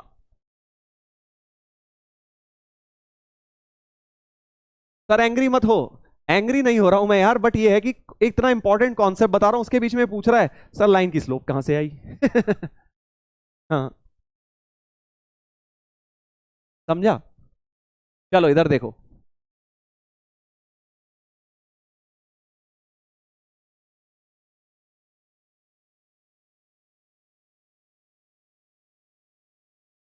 हम्म, तो चलो इधर देखेंगे आर को नेगेटिव होने का क्या मतलब है। तो देखो एक बात समझो, जो पैरामेट्रिक कोऑर्डिनेट्स थे, ध्यान से सुनेंगे अब, मैंने क्या किया, x1 की वैल्यू, x की value x1 plus r cos theta ली। मतलब मैंने ये अज्यूम कर लिया कि r कुछ ना कुछ ऐड ही कर रहा है, x1 y1 से बढ़ ही रहा है। ऐसा जरूरी थोड़ी है भाई, खुद सोचो, अगर इससे r डिस्टेंस दूरी पे ऊपर एक पॉइंट है, तो r डिस्टेंस दूरी पे नीचे भी तो एक पॉइंट होगा। मतलब x1 y1 में अगर कोऑर्डिनेट ऐड हुए दोनों, तो एक वो भी पॉइंट आएगा जिसमें माइनस आर डिस्टेंस पर होगा। तो आर नेगेटिव आने का बस इतना सा मतलब है कि पॉइंट उससे ऊपर आगे नहीं है, मतलब उसके कोऑर्डिनेट बढ़ नहीं रहे, उससे कोऑर्डिनेट कम हो रहे हैं। तो एक्चुअली अगर तुम पैरामेट्रिक फॉर्म की करेक्ट फॉर्म लिखना चाहते हो, तो यहां प्लस माइनस लिख लो बेटा। Plus minus is the most general form. ठीक है, यहां माइनस भी दोनों में लगा लो, या तो दोनों प्लस लोगे या दोनों ही माइनस लोगे। प्लस का मतलब दोनों कोऑर्डिनेट बढ़ रहे हैं एक्स वाई के, x1 y1 के रिस्पेक्ट में, और माइनस का मतलब दोनों कोऑर्डिनेट्स कम हो रहे हैं, x1 y1 से कम हो जाएंगे, राइट। तो ये है r का मतलब कि भाई हमने तो मान लिया कि 2 और 3 में कुछ ना कुछ ऐड हो रहा है, तो एक्चुअली वो 2,3 के ऊपर नहीं, 2,3 से नीचे √2 डिस्टेंस पर होगा। That is the geometrical meaning of negative r।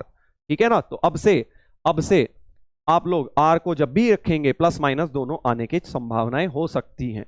ठीक है, तो पैरामेट्रिक कोऑर्डिनेट में अब आप जनरल इस तरह से लर्न करेंगे, x equal to x1 plus minus r cos theta, y equal to y1 plus minus r sine theta, right. Sir theta general नहीं होता बेटा, पहले दिन एक बात बोली थी ना, थीटा की रेंज क्या बताई थी, स्ट्रेट लाइन स्टार्ट करते ही स्लोप एंगल की 0 से पाए, तो तुम्हें बस थीटा को हमेशा 0 से पाए लेना होगा, ये बात ध्यान रखना, थीटा को 0 से पाए लेना होगा। चलो एक और करते हैं ऐसा ही क्वेश्चन, एक और करते हैं, find the points at distance of 3 units. तो मैं तुम्हें दोनों मेथड्स बताऊंगा, पहले तो देसी तरीका, लंबा तरीका, ताकि तुम समझ पाओ कि भाई डिफरेंस क्या है दोनों मेथड्स के बीच में। ठीक है, find the points at a distance of 3 units from this lying on this line. अच्छा, क्या कह रहे हैं कि इस लाइन के ऊपर एक लाइन है 5x plus 12y plus 2 equal to 0, इसके ऊपर 3 unit distance from 2 minus 1, 2 minus 1 भी इसी पर है, देखो 2 माइनस 1 भी इसी पर है। तो बेसिकली क्या कह रहे हैं, एक पॉइंट है 2 माइनस 1 p, इसी लाइन के ऊपर है 2 कॉमा माइनस 1, क्योंकि इसे सेटिस्फाई कर रहा है। और इस लाइन पर, इस पॉइंट से 3 डिस्टेंस दूरी पर एक पॉइंट लिखो, 3 डिस्टेंस दूरी पर एक नया पॉइंट लिखो। अब समझदार लोग समझ गए कि एक पॉइंट सर यहां भी आएगा -3 डिस्टेंस पर, जो पॉइंट को मैं सपोज बोल देता हूं, इस पॉइंट को बोल देता हूं r। समझ गए, तो 2 आंसर्स आएंगे सर, 2 आंसर्स आएंगे। सर मुझे इग्नोर मत कीजिए, नहीं कर रहा भाई तुझे इग्नोर। नहीं कर रहा। हाँ चलो अब केयरफुली देखेंगे, find the points at a distance of 3 units, इस पॉइंट से 3 डिस्टेंस की दूरी पर निकालना है इस लाइन पे। तो फिर से पैरामेट्रिक लिखता हूं, पैरामेट्रिक थ्रू p,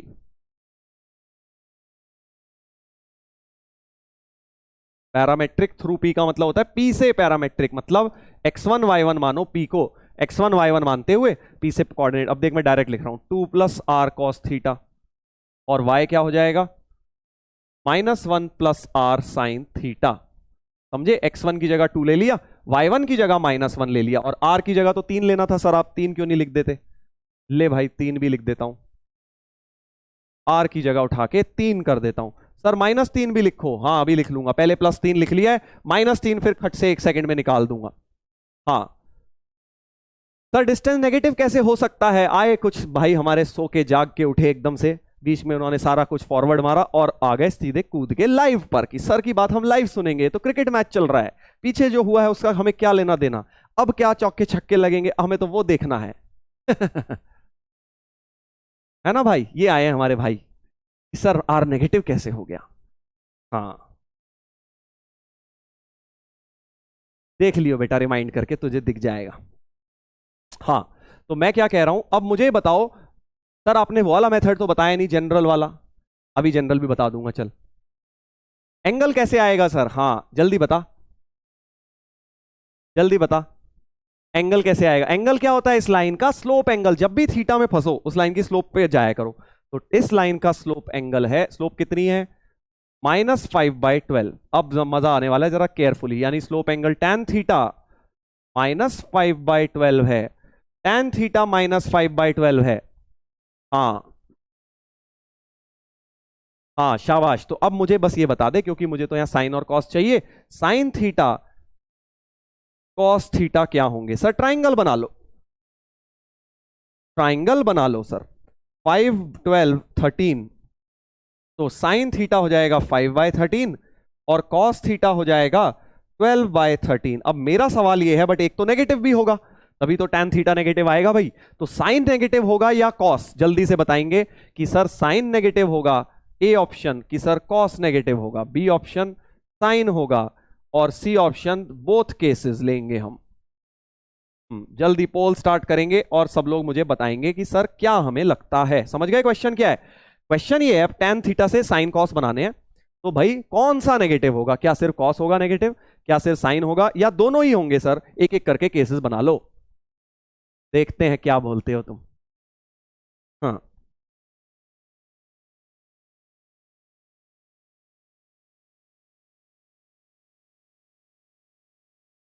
जल्दी बताइए।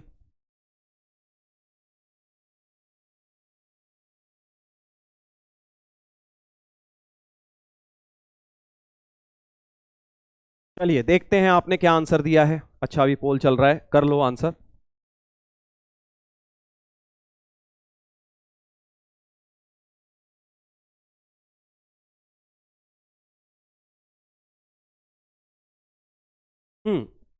तो देखते हैं भाई, आंसर वैसे जो है वो है कॉस ही नेगेटिव होगा, कॉस ही नेगेटिव होगा, मतलब ए ऑप्शन है बस। 47% लोग, बाकी देखो कंफ्यूज हो गए। तुम लोग भूल गए, मैंने उस दिन भी बोला था और आज भी बोला था बेटा, जो थीटा होता है वो इंक्लिनेशन एंगल है। ठीक है भाई, इंक्लिनेशन एंगल की रेंज क्या होती है, इंक्लिनेशन एंगल की रेंज 0 से पाए होती है सर, 0 से पाए होती है। कुछ लोग सोच रहे हैं सर tan थीटा तो पॉजिटिव होता था, ये क्या हो गया। अरे यार वो tan theta angle between lines था, ये थीटा स्लोप एंगल है, एंगल विद एक्स एक्सिस है।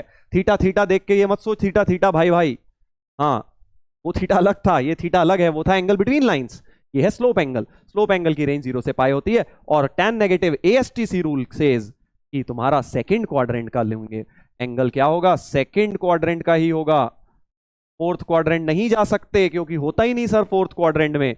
और सेकंड क्वाड्रेंट में साइन पॉजिटिव कॉस नेगेटिव होता है। बहुत बहुत इंपॉर्टेंट, याद आ गया बेटा, हाँ सर याद आ गया सर, शाबाश। अच्छी बात है बेटा। तो ये ध्यान रखना, ये पैरामेट्रिक फॉर्म में बहुत धोखा देता है ये चीज, और हम कंफ्यूज होते हैं यार क्या लेना है क्या नहीं। थीटा की रेंज 0 से पाए होती है, इस बात को हमेशा ध्यान रखना। चलो बस अब तो चिपका दो यार, यहां पे लो 2 + 3 कॉस थीटा की जगह क्या डालना है, -12/13, और y की जगह -1 + 3 5/13। ठीक है भाई, 13 2 26 -12 3 36 अपॉन 13, और y आ जाएगा -13 + 15 अपॉन 13। तो कोऑर्डिनेट्स निकल कर आ गए -10/13, 2/13। देख लो जरा, हाँ देख लो भाई, तो एक पॉइंट तो निकल के आ गया जो +3 डिस्टेंस पर होगा। अब सर -3 पे दोबारा लगाऊं क्या ये पूरी चीज, ना बेटा ना, सुन कैसे ट्रिक बता रहा हूं देख मैं तुझे। तो ये तो क्यों आ गया, और अब आर के लिए मैं कह रहा हूं बेटा थोड़ी सी दिमाग लगा, भगवान ने दिया है, हम सबको दिया है, थोड़ा सा हम लगाएंगे, स्मार्टनेस दिखाएंगे, इंसान है ना हम बेटा, हाँ। तो हम इंसानों में दिमाग होता है, बहुत बड़ी चीज दी है भगवान ने। तो अब तुझे क्या करना था, यहाँ प्लस की जगह माइनस, हाँ सर, तो यहाँ पे प्लस की जगह माइनस, तो यहाँ माइनस की जगह प्लस हो जाएगा, बस लास्ट वाला साइन बेटा ये वाला पलट दे बस दोनों का, समझ गया। तो क्या करोगे, 26 प्लस 36/13 कर दोगे इसको, और इसको -13 -15/13 कर दोगे, ऐसे ऐसे बीच का साइन पलट दे बस, समझा ना। तो आर के कोऑर्डिनेट्स हो गए, कितने हो गए भाई, 12, 3 4 5, 62/13, सही बोल रहा हूं ना, और ये -28/13। चेक कर लेते हैं भाई आंसर। मजा आ गया सर, सही आ गए सर, मजा ही आ गया, बहुत ही ज्यादा खुशी हुई दिल को। क्यू के कोऑर्डिनेट्स भी सही आ गए और आर के कोऑर्डिनेट्स भी सही आ गए। अब तू बेटा खुद सोच, अगर तू इसको बिना पैरामेट्रिक के करता ना, तो क्या तेरे को बेटा, हा, तेरे को ऐसा ऐसा तेरे को मोक्ष की प्राप्ति होती इस क्वेश्चन में कि मजा आ जाता तुझे। चल करके दिखाता हूं। हाँ,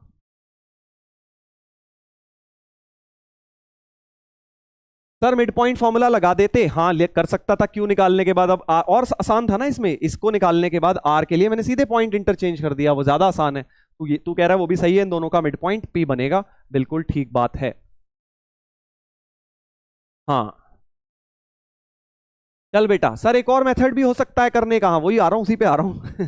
उसी पे आ रहा हूं, लंबा मेथड। चलो भाई, लंबा मेथड करेंगे अब, पैरामेट्रिक। जिस देखो लंबा मेथड समझना बहुत जरूरी है, तब जाके तुम्हें इंपॉर्टेंस समझ आएगी बेटा पैरामेट्रिक की। हाँ समझ गया बेटा, पैरामेट्रिक की इंपॉर्टेंस कब समझ आएगी, जब तुझे समझ आएगा कि दूसरा वाला कितना बेकार है। हाँ चल इधर देख, उड़ा दे इसको, ये सब हटा दे। ठीक है सर, क्या करूं, दूसरा मेथड क्या आ रहा है दिमाग में, बताओ बता बेटा। हाँ दोबारा सोचते हैं, दूसरा मेथड सोचते हैं। तो क्यू के कोऑर्डिनेट्स को अल्फा बीटा मान लो, let Q alpha comma beta, कोई देसी तरीका अपना।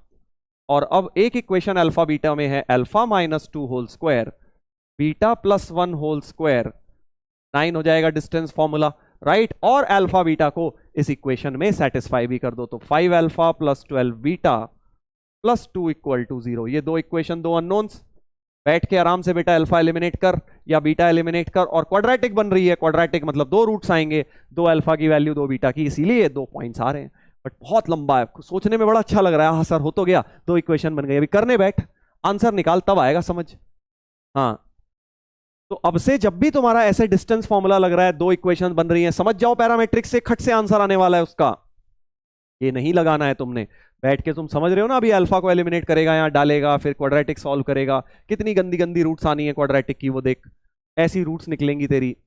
बहुत बेटर, मतलब बहुत ज्यादा ही बेटर मेथड होता है पैरामेट्रिक फॉर्म।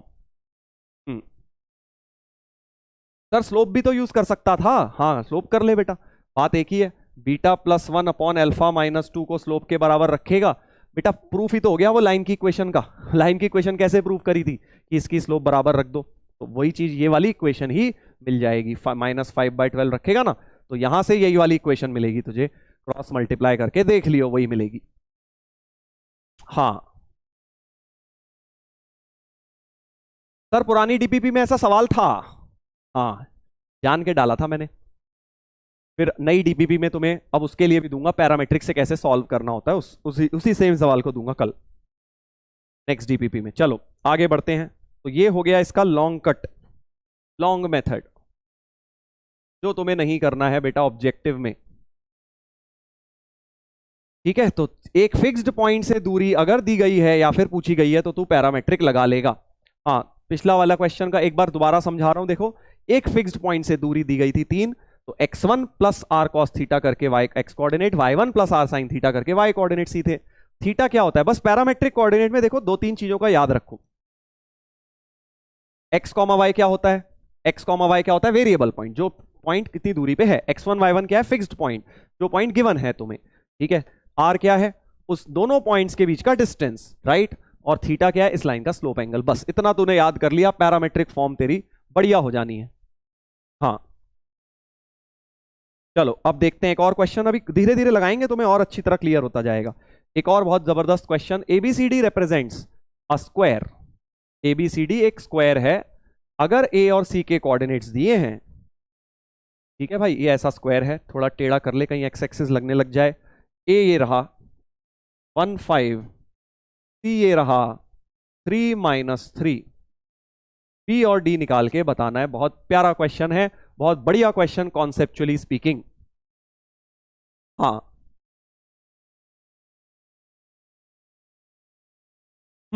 तो अब इसमें क्या करना है भाई, देखो इसमें पैरामेट्रिक की मदद ऑब्वियसली हम लेंगे। सबसे पहले तो हिंट दे रहा हूं, एसी का दोनों के डायगोनल तो बाइसेक्ट करते हैं। देखो तुम्हें एक बात पता है, डायगोनल जो होते हैं बाइसेक्ट भी करते हैं और परपेंडिकुलर भी होते हैं, क्योंकि स्क्वायर है बेटा, स्क्वायर है, राइट। तो अब मेथड दिमाग में बन रहा है क्या? क्या मेथड दिमाग में बन रहा है बेटा? वो तो मेथड भूल जा कि अल्फा बीटा मान लूंगा सर, 2 इक्वेशन बना लूंगा, उससे तो हो ही जाएगा यार। एक बार डिस्टेंस इक्वल कर लूंगा, एक बार फिर सर स्लोप m1 m2 -1 कर लूंगा, वो एक तरीका है, लंबा मेथड है। मैंने तुम्हें बताया पैरामेट्रिक ऐसा नहीं है, parametric is the only method, but it is for sure the shortest method. हाँ बट आपको ये अल्फा बीटा वाला तरीका नहीं लगाना है कि 2 इक्वेशन बना रहे हो, इसमें नहीं करना है। कैसे? पी के कोऑर्डिनेट्स तो मिल गए सर, पी के कोऑर्डिनेट्स हो गए 2, है ना, मिड पॉइंट लगा देना, 2, 1। पी के कोऑर्डिनेट्स आ गए 2, 1, शाबाश। 2 के कोऑर्डिनेट्स पी के कोऑर्डिनेट्स 2, 1 हो गए। हाँ अब कुछ लोग कह रहे हैं कि सर इमेज निकाल दो। बेटा ये कोई एक दिया होता तब तो इमेज लगाता, हाँ इसकी इमेज ये होगी, ठीक है इसकी इमेज ये होगी, बट है कहाँ? एक भी पॉइंट होता तो बात अलग थी ना, इसमें तो यही वाले 2 दिए हैं बस। हाँ इमेज का काम नहीं है, क्यों? क्योंकि अगर ये होता तो इसकी इमेज ये बन जाती, बिल्कुल सही है। कहाँ इमेज, कहाँ है बता? पॉइंट ही नहीं दिया हुआ। पैरामेट्रिक लगाने की सोचना, इस फिक्स्ड पॉइंट से क्या ये दूरी पता है? सोच, क्या ये पीडी डिस्टेंस पता है? इस फिक्स्ड पॉइंट से अगर मैं सोच रहा हूं पैरामेट्रिक लगा के यहां तक पहुंच जाऊं, ठीक है, तो क्या ये दूरी पता है हमें? क्या ये पीडी दूरी पता है? हाँ सर पता है, पीए के बराबर ही होगी, क्योंकि डायगोनल्स तो बराबर होते हैं। तो जो आर होगा, अगर मैं ये डिस्टेंस आर ले लूं, तो आर तो हो जाएगा पी ए के बराबर, और पी ए में डिस्टेंस फॉर्मूला लगाऊं तो √17 आ गया सर, √17 आ गया, राइट। √17 डिस्टेंस, तो प्लस √17 और माइनस √17। पैरामेट्रिक लगाने के लिए और क्या चाहिए होता है? सोच, पहले सारी चीजें रेडी करके रख, फिर लास्ट में पैरामेट्रिक लगाएंगे। x1 y1 तो सर है ही 2, 1, आर आपने निकाल ही लिया। इस लाइन की स्लोप एंगल और चाहिए, लास्ट चीज क्या चाहिए होती है? थीटा। थीटा क्या होती है? जिस लाइन के अलोंग पैरामेट्रिक लगा रहे हो उसकी स्लोप। क्या इसकी स्लोप मिल जाएगी? हाँ मिल जाएगी, बिल्कुल मिल जाएगी, शाबाश। तो बताओ स्लोप एंगल कैसे निकलेगा? पहले तो लाइन एसी की स्लोप निकाल लेता हूं। Slope of AC 5 + 3 8 upon 1 - 2, sorry 1 - 3, समझ गए? 8 अपॉन 1 - 3 2, तो -4 हो गई, यानी स्लोप ऑफ बी डी 1/4 हो जाएगी m1 m2 -1 से, m1 m2 -1 से। शाबाश, बहुत लोगों ने निकाल दी स्लोप सर tan थीटा। तो tan थीटा हमारा पैरामेट्रिक का tan थीटा बन गया है 1/4। अब लगा लेता हूं बेटा पैरामेट्रिक, डी के कोऑर्डिनेट्स हो जाएंगे x1 + r cos theta, y1 + r sin theta. ये फॉर्मूला है मेरा। x1 की जगह डालूंगा 2, r की जगह √17 cos थीटा, y1 की जगह डालूंगा 1 √17 sin थीटा। और ट्राइंगल बना के बेटा, ट्राइंगल बना के तुम साइन कॉस निकाल सकते हो। tan थीटा 1/4 था, 1/4 √17, तो tan थीटा 1/4 का मतलब साइन थीटा 1/√17, कॉस थीटा 4/√17। समझा भाई? लग दे वैल्यू। तो देख डी के कोऑर्डिनेट्स हो गए 2 + √17 × 4/√17। मजा आ गया सर, √17 गया, साइन थीटा के हो गए 1/√17, ये भी गया सर। तो डी के कोऑर्डिनेट्स हो गए 2 + 4, 1 + 1, समझ गया? तो डी के कोऑर्डिनेट 6, 2 हो गए। डी के कोऑर्डिनेट 6, 2 आ गए डायरेक्ट, और अब बीच में माइनस साइन चिपका दे बस दोनों में। डी के कोऑर्डिनेट्स की जगह बी के आ जाएंगे, बी के हो जाएंगे 2 - 4 और 1 - 1। आ रहा है कि नहीं मजा बेटा? -2, 0 बी के कोऑर्डिनेट्स, और डी के भी निकल गए 6, 2। ऐसे बेटा झट से, देख रहा है? ये है पैरामेट्रिक फॉर्म की ब्यूटी। इतनी जल्दी क्वेश्चन सॉल्व हो गया। अगर तू इसको सोचता सर अल्फा बीटा मान लूं, 2 इक्वेशन बना लूं, सोचने में बड़ा अच्छा है। सोचने में क्या जा रहा है बेटा? सोचने में कोई टैक्स थोड़ी लगता है हमारे देश में। सोचो जितना सोचना है, बट जब फाइनल आंसर निकालेगा ना, जब यहां तक पहुंचेगा, तब तुझे समझ आएगा कि बेटा ये कितनी बड़ी चीज है। हम्म।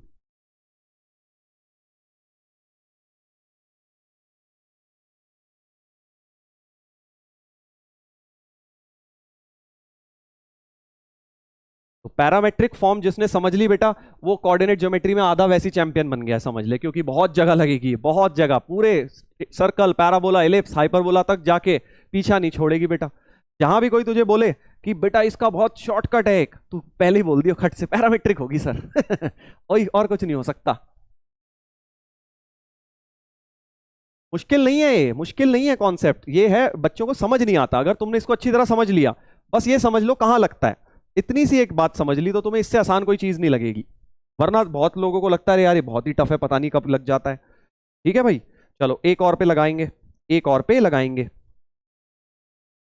चलो एक जेई का बेटा सब्जेक्टिव सवाल, ये उन दिनों की बात है, वही वाला। उन दिनों की बात, 2000s, अर्ली 2000s की बेटा। हाँ, जब हिंदुस्तान वर्ल्ड कप में हारी थी ऑस्ट्रेलिया से फाइनल, उन दिनों की बात है बेटा। सब्जेक्टिव में ऐसे सवाल आते, आई थिंक ये तो उससे भी पहले का है। हाँ, 96 के आसपास का है शायद ये तो।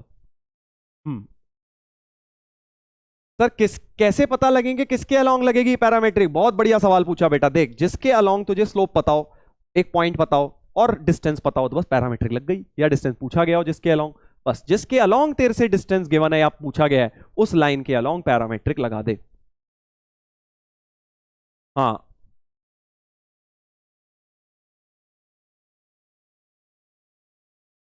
सर प्लीज एक लाइट ऑफ कर दो बेटा, एक कर दी तो सारी हो जाएंगी। हाँ, यहाँ पे वो नहीं है बेटा, यहाँ टीम वर्क है सारी लाइटों के बीच में, सारी बंद हो जाएंगी, फिर अंधेरा हो जाएगा बेटा, फिर सो जाएगा तू।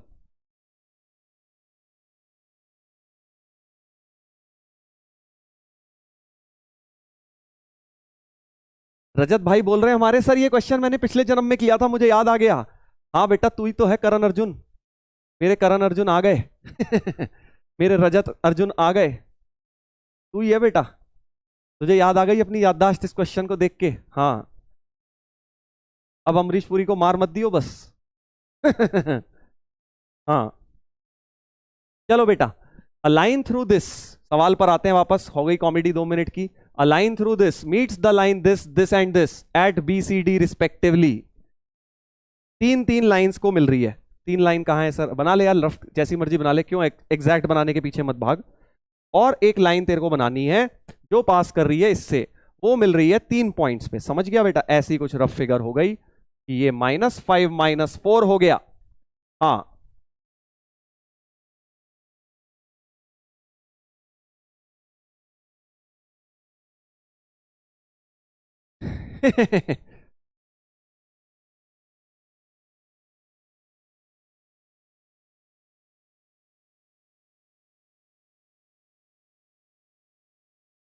हाँ, -5 -4 meets the line this, this and this. तो तीनों लाइन लिख लो भाई बैठ के आराम से। सब्जेक्टिव सवाल है बेटा, एक करना है जेई में, आराम से 1 घंटे बैठ के लिखो, बैठ के लाइन है। हाँ ऐसे 2x + y, 2x + y, जल्दबाजी नहीं मचानी बेटा। हाँ आराम से, ये लिख दी। तीसरी है x - y -5 = 0। ठीक है भाई। और ये लाइन मिल रही है बी सी डी पर, बी सी और डी पे। ठीक है, और एक रिलेशन दिया हुआ है ए बी ए सी और ए डी डिस्टेंस में। ए बी ए सी और ए डी डिस्टेंस में रिलेशन दिया है, समझ रहा है? देख ए बी कौन सा है, ये वाला। इसको सपोज एक फिक्स्ड पॉइंट से डिस्टेंस, फिर से देख, एक फिक्स्ड पॉइंट से डिस्टेंस की बात की गई है। ए बी, इसको मान लेता हूं R1, ए सी को मान लेता हूं R2, एडी को मान लेता हूं, एडी को मान लेता हूं R3। तो बेसिकली जो रिलेशन गिवन है वो है 15/R1 whole square plus 10/AC R2 whole square is 6/R3 whole square. ऐसा कुछ रिलेशन बेटा गिवन है, खतरनाक सा। हाँ, 3 बार पैरामेट्रिक। शाबाश बेटा, बिल्कुल सही पकड़ा है तूने कि ए पॉइंट से सर 3 बार पैरामेट्रिक लगा दो। प्रोसेस समझ आ गया? एक बार R1 डिस्टेंस पे, एक बार R2, एक बार R3। सर थीटा क्या है? थीटा ही तो बेटा निकालना है, क्योंकि थीटा मिल गया तो लाइन की इक्वेशन मिल जाएगी। Equation of this Hari line निकालनी है, तो मैं इसकी इस थीटा का स्लोप एंगल को थीटा मान लेता हूं। उसी की बेटा खोज में निकलेंगे, क्योंकि थीटा आ गया तो tan थीटा आ गया, स्लोप पॉइंट से लाइन आ जाएगी। Let the inclination of the line be, let inclination angle या let slope of line be of our line be tan theta. इसका इंक्लिनेशन एंगल थीटा मान लिया। 3 बार पैरामेट्रिक लिखेगा, हाँ, और 3 बार पैरामेट्रिक लिख के तीनों को कोऑर्डिनेट को अपनी अपनी लाइन में डाल देना। डालो बेटा, इतना काम करो जरा जल्दी से। समझ गए क्या करना है? एक करके दिखा रहा हूं, एक करके दिखा रहा हूं बेटा कि -5 + r1 cos theta -4 + r1 sin theta, ये r1 दूरी पे पैरामेट्रिक कोऑर्डिनेट्स यानी b के हो गए, और b को बेटा इस लाइन में सेटिस्फाई करा दे। हाँ, डाल दे जरा इसमें, देख क्या होता है। क्या होता है सर? ये तो बड़ा खतरनाक है। -5 + r1 cos theta +3 × -4 + r1 sin theta +2 = 0। थोड़ा कैलकुलेशंस, -5 और चल r1 वाली एक साथ कर लेता हूं। r1 cos theta +3 sin theta, -5 -12 +2, सोच, -5 -12 +2 है ना, -5 -12 +2, 15 हो गया सर उधर जाके, शाबाश 15 हो गया। तो 15/r1, देख रहा है बेटा क्या जादू सा हो गया। 15/r1 की कुछ वैल्यू निकल कर आ गई, 15/r1 की वैल्यू, जो कि बेटा यहां पुट की जाएगी अभी थोड़ी देर में। समझ रहा है? वैसा ही डेटा बन रहा है। 15/r1 की कुछ value cos theta +3 sin theta आ गई। सर डेजावू हो रहा है। हाँ, लगता है बेटा तू पिछले जन्म में भी मुझसे ही पढ़ रहा था, मैं तेरा ही टीचर था, और मैं भी तुझे तब भी यही सवाल करा रहा था, एक पैरेलल यूनिवर्स में, मल्टीवर्स में। हाँ, देख रहा है 15/r1 बना। अब अगले में देख 10/r2 बनेगा मजे से, इस वाली लाइन में जब पैरामेट्रिक कोऑर्डिनेट डालेगा 10/r2 बनेगा। जल्दी बना, जल्दी बना, देख। बस यहां r1 की जगह r2 करके बेटा इसमें चिपका देना, सेकंड लाइन में खत्म। 2x की जगह -5 + r2 cos, और y की जगह -4 + r2 sin +4 = 0। बस अब बेटा सिंप्लीफाई करो, -10, sorry r2 common, 2 cos theta + sin theta, और -4 + 4 ये तो कट गए, और 5 दूनी 10 उधर गया, 10 उधर गया, मजा आ गया। 10/r2 की वैल्यू ये देखो, 10/r2 भी निकल गया। 10/r2 बेटा निकल गया। 10/r2 दिख रहा है तुम्हें इस इक्वेशन से? हाँ सर दिख गया मुझे। तो 2 cos theta + sin theta 10/r2 आ गया बेटा। आ रहा है कि नहीं आ रहा है मजा? अब तीसरा वाला जल्दी देख, ऐसे ही तीसरा मिलेगा। 6/r3 कुछ मिलना चाहिए, जल्दी निकाल।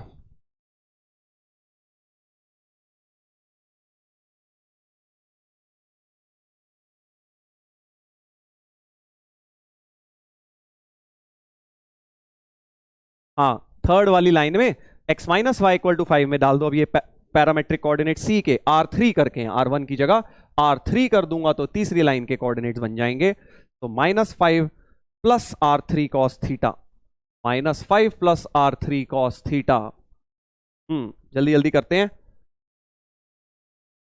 -y, तो -y में हो जाएगा +4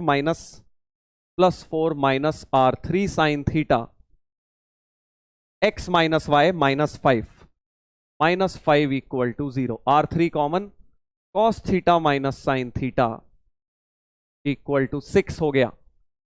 हाँ, तो यानी 6/r3 की वैल्यू हो गई cos थीटा - sin थीटा। ये हो गई तुम्हारी तीसरी इक्वेशन। समझ गए बेटा? देख, अब इन तीनों इक्वेशंस की वैल्यू इस रिलेशन में चिपका देते हैं। अब ज्यादा लंबा बचा नहीं है क्वेश्चन एक्चुअली। देखो इधर 15/r1 की value cos theta +3 sin theta, cos theta +3 sin theta whole square plus 10/r2, 10/r2 की है 2 cos theta sin theta, 2 cos theta sin theta whole square, और 6/r3 की है cos theta sin theta whole square. ये relation हो गया बेटा, ये रिलेशन हो गया। सर अब क्या करूंगा? सर आपने कोलिनियर कैसे मान ली? Please explain. बेटा सवाल ढंग से पढ़ लेता तो तेरे को पूछने की जरूरत नहीं पड़ती। Line through this meets the line this this this at this, वही लाइन मिल रही है बेटा सबको, वही लाइन बीसीडी पे मिल रही है, तो कोलिनियर तो हो ही गए ना। हाँ देख अब क्या करूंगा, अब मुझे किससे मतलब है सर, आपको तो स्लोप से मतलब है, यानी tan थीटा से मतलब है, स्लोप से, क्योंकि स्लोप आ गई, पॉइंट तो पता ही है ए, स्लोप पॉइंट फॉर्म से लाइन की इक्वेशन आ जाएगी, यानी मुझे थीटा से मतलब नहीं है, मुझे tan थीटा से है। फिर वही वाला बेटा, फिर वही वाला फंडा देख जो थोड़ी देर पहले किया था, अगर cos थीटा जबरदस्ती कॉमन निकाल लूं, समझा, cos थीटा जबरदस्ती निकालूंगा तो ये साइन बाय cos tan बन जाएगा, यानी m लिख दूंगा, tan थीटा को m बोल देता हूं, समझा कि नहीं समझा। तो cos theta common 1 plus 3m whole square, cos square बाहर आएगा, इसमें भी cos स्क्वायर बाहर आएगा, 2 प्लस m होल स्क्वायर, और इधर भी cos स्क्वायर आएगा, सब में से कट जाएगा 1 माइनस m होल स्क्वायर। क्या ये इक्वेशन समझ आई, कैसे बना दी मैंने m में इक्वेशन क्वाड्रेटिक। हाँ कि भाई मैंने cos थीटा इसमें से भी कॉमन, इसमें से भी, इसमें से भी, सब में से कॉमन आके कट गया, और साइन बाय कॉस को m लिख दिया, साइन बाय कॉस को m, साइन बाय कॉस को m। अब बस m में क्वाड्रेटिक सॉल्व कर लीजिए, सॉल्व कर लीजिए।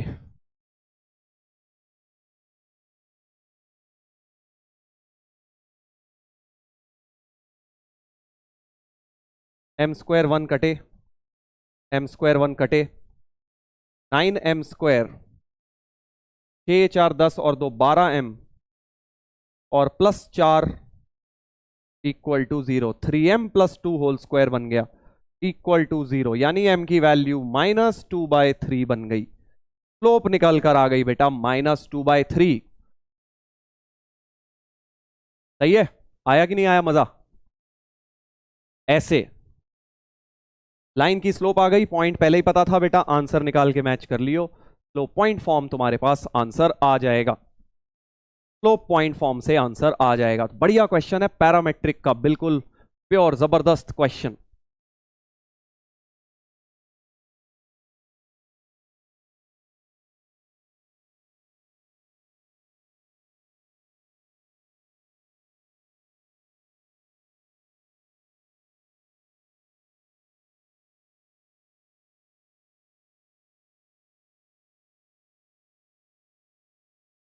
सर वेरी कैलकुलेटिव, बेटा तेरे को मैंने बताया ना, ये सवाल सवाल तब का है जब एक करके ही बेटा हो जाता था पार, नैया पार लग जाती थी, अब तुझे उसमें भी कैलकुलेटिव लग रहा है। हाँ एक क्वेश्चन में तो जेई क्लियर हो रहा था बेटा इन सालों में। चलो एक और करेंगे, अब देखो एक, चलो जेई का करवाता हूं तुम्हें, जेई का एक क्वेश्चन करवाता हूं, और देखना कितना सिमिलर सवाल, ये 19 का है, अभी देखना 22 का दिखाऊंगा, सेम सवाल, वो तुम्हें होमवर्क में दूंगा, एक अभी करवा रहा हूं, ठीक है। चलिए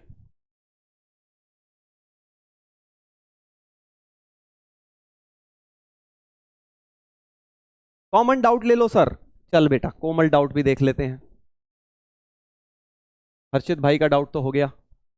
हम्म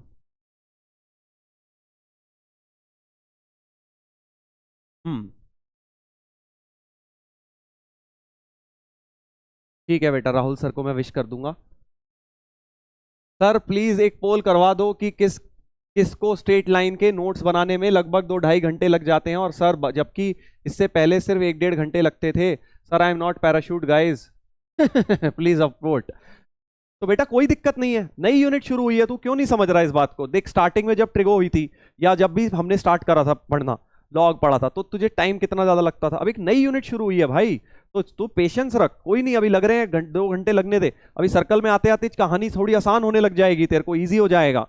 नई यूनिट शुरू हुई है बेटा, इसको समझो कि अभी तक जो हमने मैथ्स करी थी वो बिल्कुल एक डिफरेंट डायरेक्शन में चल रही थी, अब हमने एक लेफ्ट की जगह राइट टर्न ले लिया है, तो अब तुम्हें स्टार्टिंग में अगर दिक्कत आ रही है स्ट्रेट लाइन में, लाजमी है, नॉर्मल है, कोई प्रॉब्लम नहीं है, टाइम लग रहा है कोई प्रॉब्लम नहीं, सवाल नहीं हो रहे कोई दिक्कत नहीं। मैं तुम्हें क्या बोलता था, लगे रहो यार, बस मेहनत करते रहो, 1 महीने बाद 1.5-2 महीने बाद सोचना कि क्या हो रहा है क्या नहीं, तब तक तुम्हें इजी लगने लगेगा।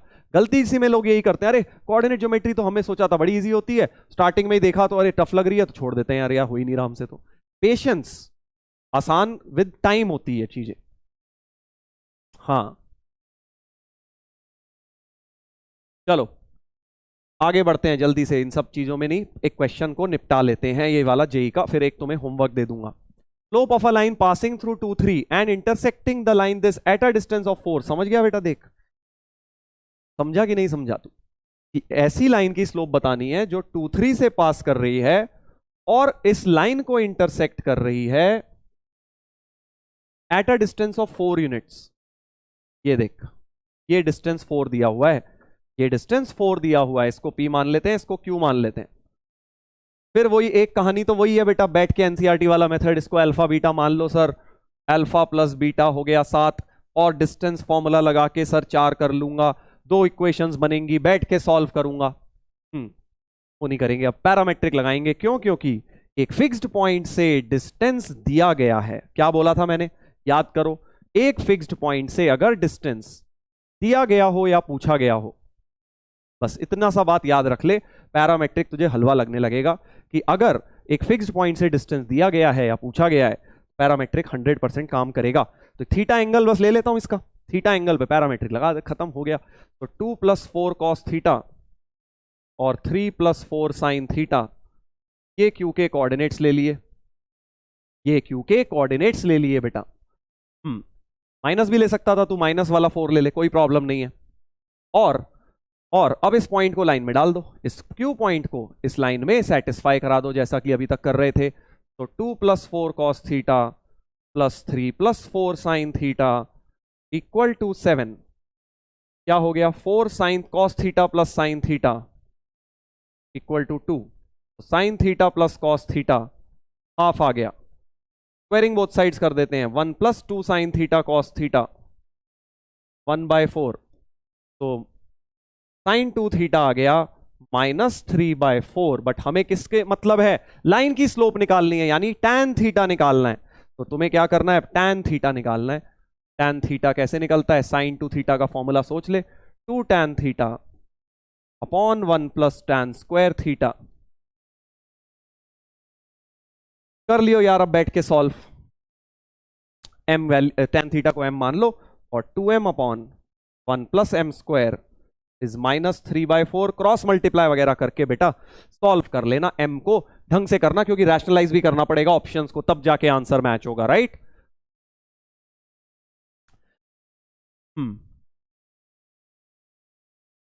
ऐसे tan थीटा निकाला जा सकता है इसमें से, तो ऑप्शन मैच कर लीजिएगा, सी आंसर इसका आ जाएगा। बहुत ही स्ट्रेट फॉरवर्ड सवाल, देखो बिल्कुल सिमिलर क्वेश्चन 2022 में पूछ लिया, बट डेटा चेंज कर दिया।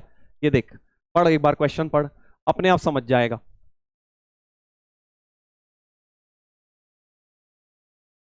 सर कॉस कॉमन नहीं ले सकते थे, हाँ ले सकता था, ताकि tan बने, फिर उधर सेक बनता, स्क्वायर तो फिर भी करना पड़ता, tan थीटा निकालने के लिए करना ही पड़ता। ये भी कर सकते थे, तुम्हें अगर ये सब नहीं अच्छा लगा, स्क्वायरिंग करा मैंने, तुम कॉस कॉमन लो और उधर जाके सेक बना लो, फिर स्क्वायर करना पड़ेगा, क्योंकि सेक स्क्वायर को 1 + tan स्क्वायर लिखूंगा। कुछ लोग कह रहे हैं कि सर स्क्वायर तो करना नहीं चाहिए ट्रिग्नोमेट्री में, हाँ सही बात है तुम्हारी, बट देन यहाँ tan थीटा और कैसे बनाओगे, यही एक तरीका है tan थीटा बनाने का। कॉस कॉमन लेते तो इधर से कॉस आता बाहर, वहां सेक बनता, तो सेक स्क्वायर करना ही पड़ता, ताकि सेक स्क्वायर हटके 1 + tan स्क्वायर आए। बात वही है, बात वही है, ठीक है। चलो ये वाला क्वेश्चन देखो, a line with slope greater than 1, इसमें तुम्हें हिंट दिया कि 1 से बड़ी वाली m लेना, m greater than 1 लेना, passing through 4 3 and intersecting the line at point b। देख रहा है, बिल्कुल सेम क्वेश्चन, ये b है, एक पॉइंट 4,3 से एक लाइन बनी, जो इस लाइन को b पे मिल रही है। The length of the line segment AB, ये AB की लेंथ √29/3 दी है। फिर से इस फिक्स पॉइंट से डिस्टेंस, बस पहले 4 दिया था, अब ये दे दिया। कितना सिमिलर क्वेश्चन, कर लोगे, कर लोगे भाई, जल्दी बताओ, क्या इस क्वेश्चन को कर लोगे। बिल्कुल पहले वाला सवाल है, 0.234 डिस्टेंस था, अब ये वाला पॉइंट हो गया और डिस्टेंस √29/3 हो गया। इसको निकाल लेना बेटा, निकाल लेना इनको, और ये याद रखना इसमें m की 2 वैल्यूज आ रही होंगी, तो m 1 से बड़ा वाला लेना है इसके अंदर। हाँ चलिए, बहुत बढ़िया, बहुत बढ़िया, अच्छी बात है। चलो अब छोटा सा एक टॉपिक बता देता हूं, क्योंकि टाइम बहुत ज्यादा बचा नहीं है। तो अब हम एक छोटा सा प्रॉब्लम, या एक छोटा सा कह लो कॉन्सेप्ट कर लेते हैं। पैरामेट्रिक अपना हो गया है, अब जैसे जैसे चैप्टर्स आएंगे अलग अलग जगह पैरामेट्रिक के एप्लीकेशंस बनते जाएंगे बेटा, ठीक है। तो पैरामेट्रिक में पक्के तुम अभी इतनी जल्दी नहीं हो पाओगे, अभी तो पढ़ा है पहली बार, धीरे धीरे करके सर्कल्स तक, थोड़ा पैराबोला तक जाते जाते तुम्हें फील आ जाएगी कि हाँ यार कब पैरामेट्रिक लगता है कब नहीं। चलो छोटा सा टॉपिक, एरिया ऑफ पैरेललोग्राम। देखो भाई साहब, पैरेललोग्राम तो सबने देखा है। हाँ सर, सबने देखा है। ये कैसे होता था? फ्लिप। हो गया फ्लिप। Very good. तो पैरेललोग्राम सबको बेटा पता है क्या होता है, ABCD। पैरेललोग्राम के ना एरिया के कुछ फॉर्मूलेज बता रहा हूं तुम्हें। एरिया ऑफ पैरेललोग्राम, ठीक है? क्या फॉर्मूला होता है? देखो, एक तो तुम सबको पता है कि बेस इंटू हाइट। अगर ये बेस है और ये हाइट है तो बेस इंटू हाइट तो है, एरिया ऑफ पैरेललोग्राम होता है ना भाई? क्रॉस प्रोडक्ट में भी तुमने पढ़ा होगा, A क्रॉस B। समझ गया ना? हाँ।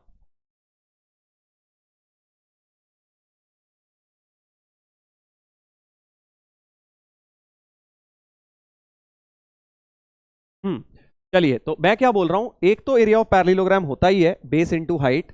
एक और फॉर्मूला बता रहा हूं, P1 P2 cosec theta. Sir P1 P2 क्या है? हाँ sir, the love you the way से पैरेललोग्राम। पैरेललोग्राम ही तो होता है। गलत बोला हूं? गलत बोलता हूं क्या मैं कुछ? पैरेललोग्राम।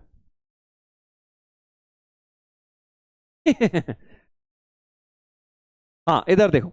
तो पैरेललोग्राम का जो एरिया होता है वो होता है P1 P2 cosec theta. P1 क्या है? P1 P2 are the two lengths of perpendicular. P1 and P2 are two perpendiculars. मतलब मतलब ये यार कि ये P1, एक डिस्टेंस P1 है, ये वाला परपेंडिकुलर, इधर से परपेंडिकुलर ले ले, ये P1 हो गया। और इधर से ले ले एक P2, ये वाला परपेंडिकुलर हो गया। समझ गया? ये वाला ऐसे ऐसे बेटा, दो परपेंडिकुलर्स हमने ड्रॉप कर दिए, ये वाला परपेंडिकुलर हो गया P2 ऐसे। इन दोनों या ऐसे सोच ले, इन दोनों पैरेलल साइड्स के बीच का डिस्टेंस हो गया P1, और इन दोनों पैरेलल साइड्स के बीच का डिस्टेंस हो गया P2। थीटा क्या है? Angle between sides. Theta is angle between sides. अब तुम्हारे दिमाग में आ रहा होगा, सर ये फॉर्मूला कैसे बन गया सर, ये कैसे हो गया सर? हाँ, अभी बताता हूं, देख कैसे बन गया। अभी बताता हूं भाई, परेशान ना हो बस तू। देखो, मैं क्या बोल रहा हूं, हमारे को पता है area of parallelogram half base into height तो होता ही है। हाइट ले लेता हूं P1, ठीक है? Half B into P1, sorry half नहीं होता सर, हाफ नहीं होता, सिर्फ B इंटू P1 होता है। Area of parallelogram base into height होता है। हाइट की जगह आपने P1 ले लिया, ठीक है? सही है इतनी बात?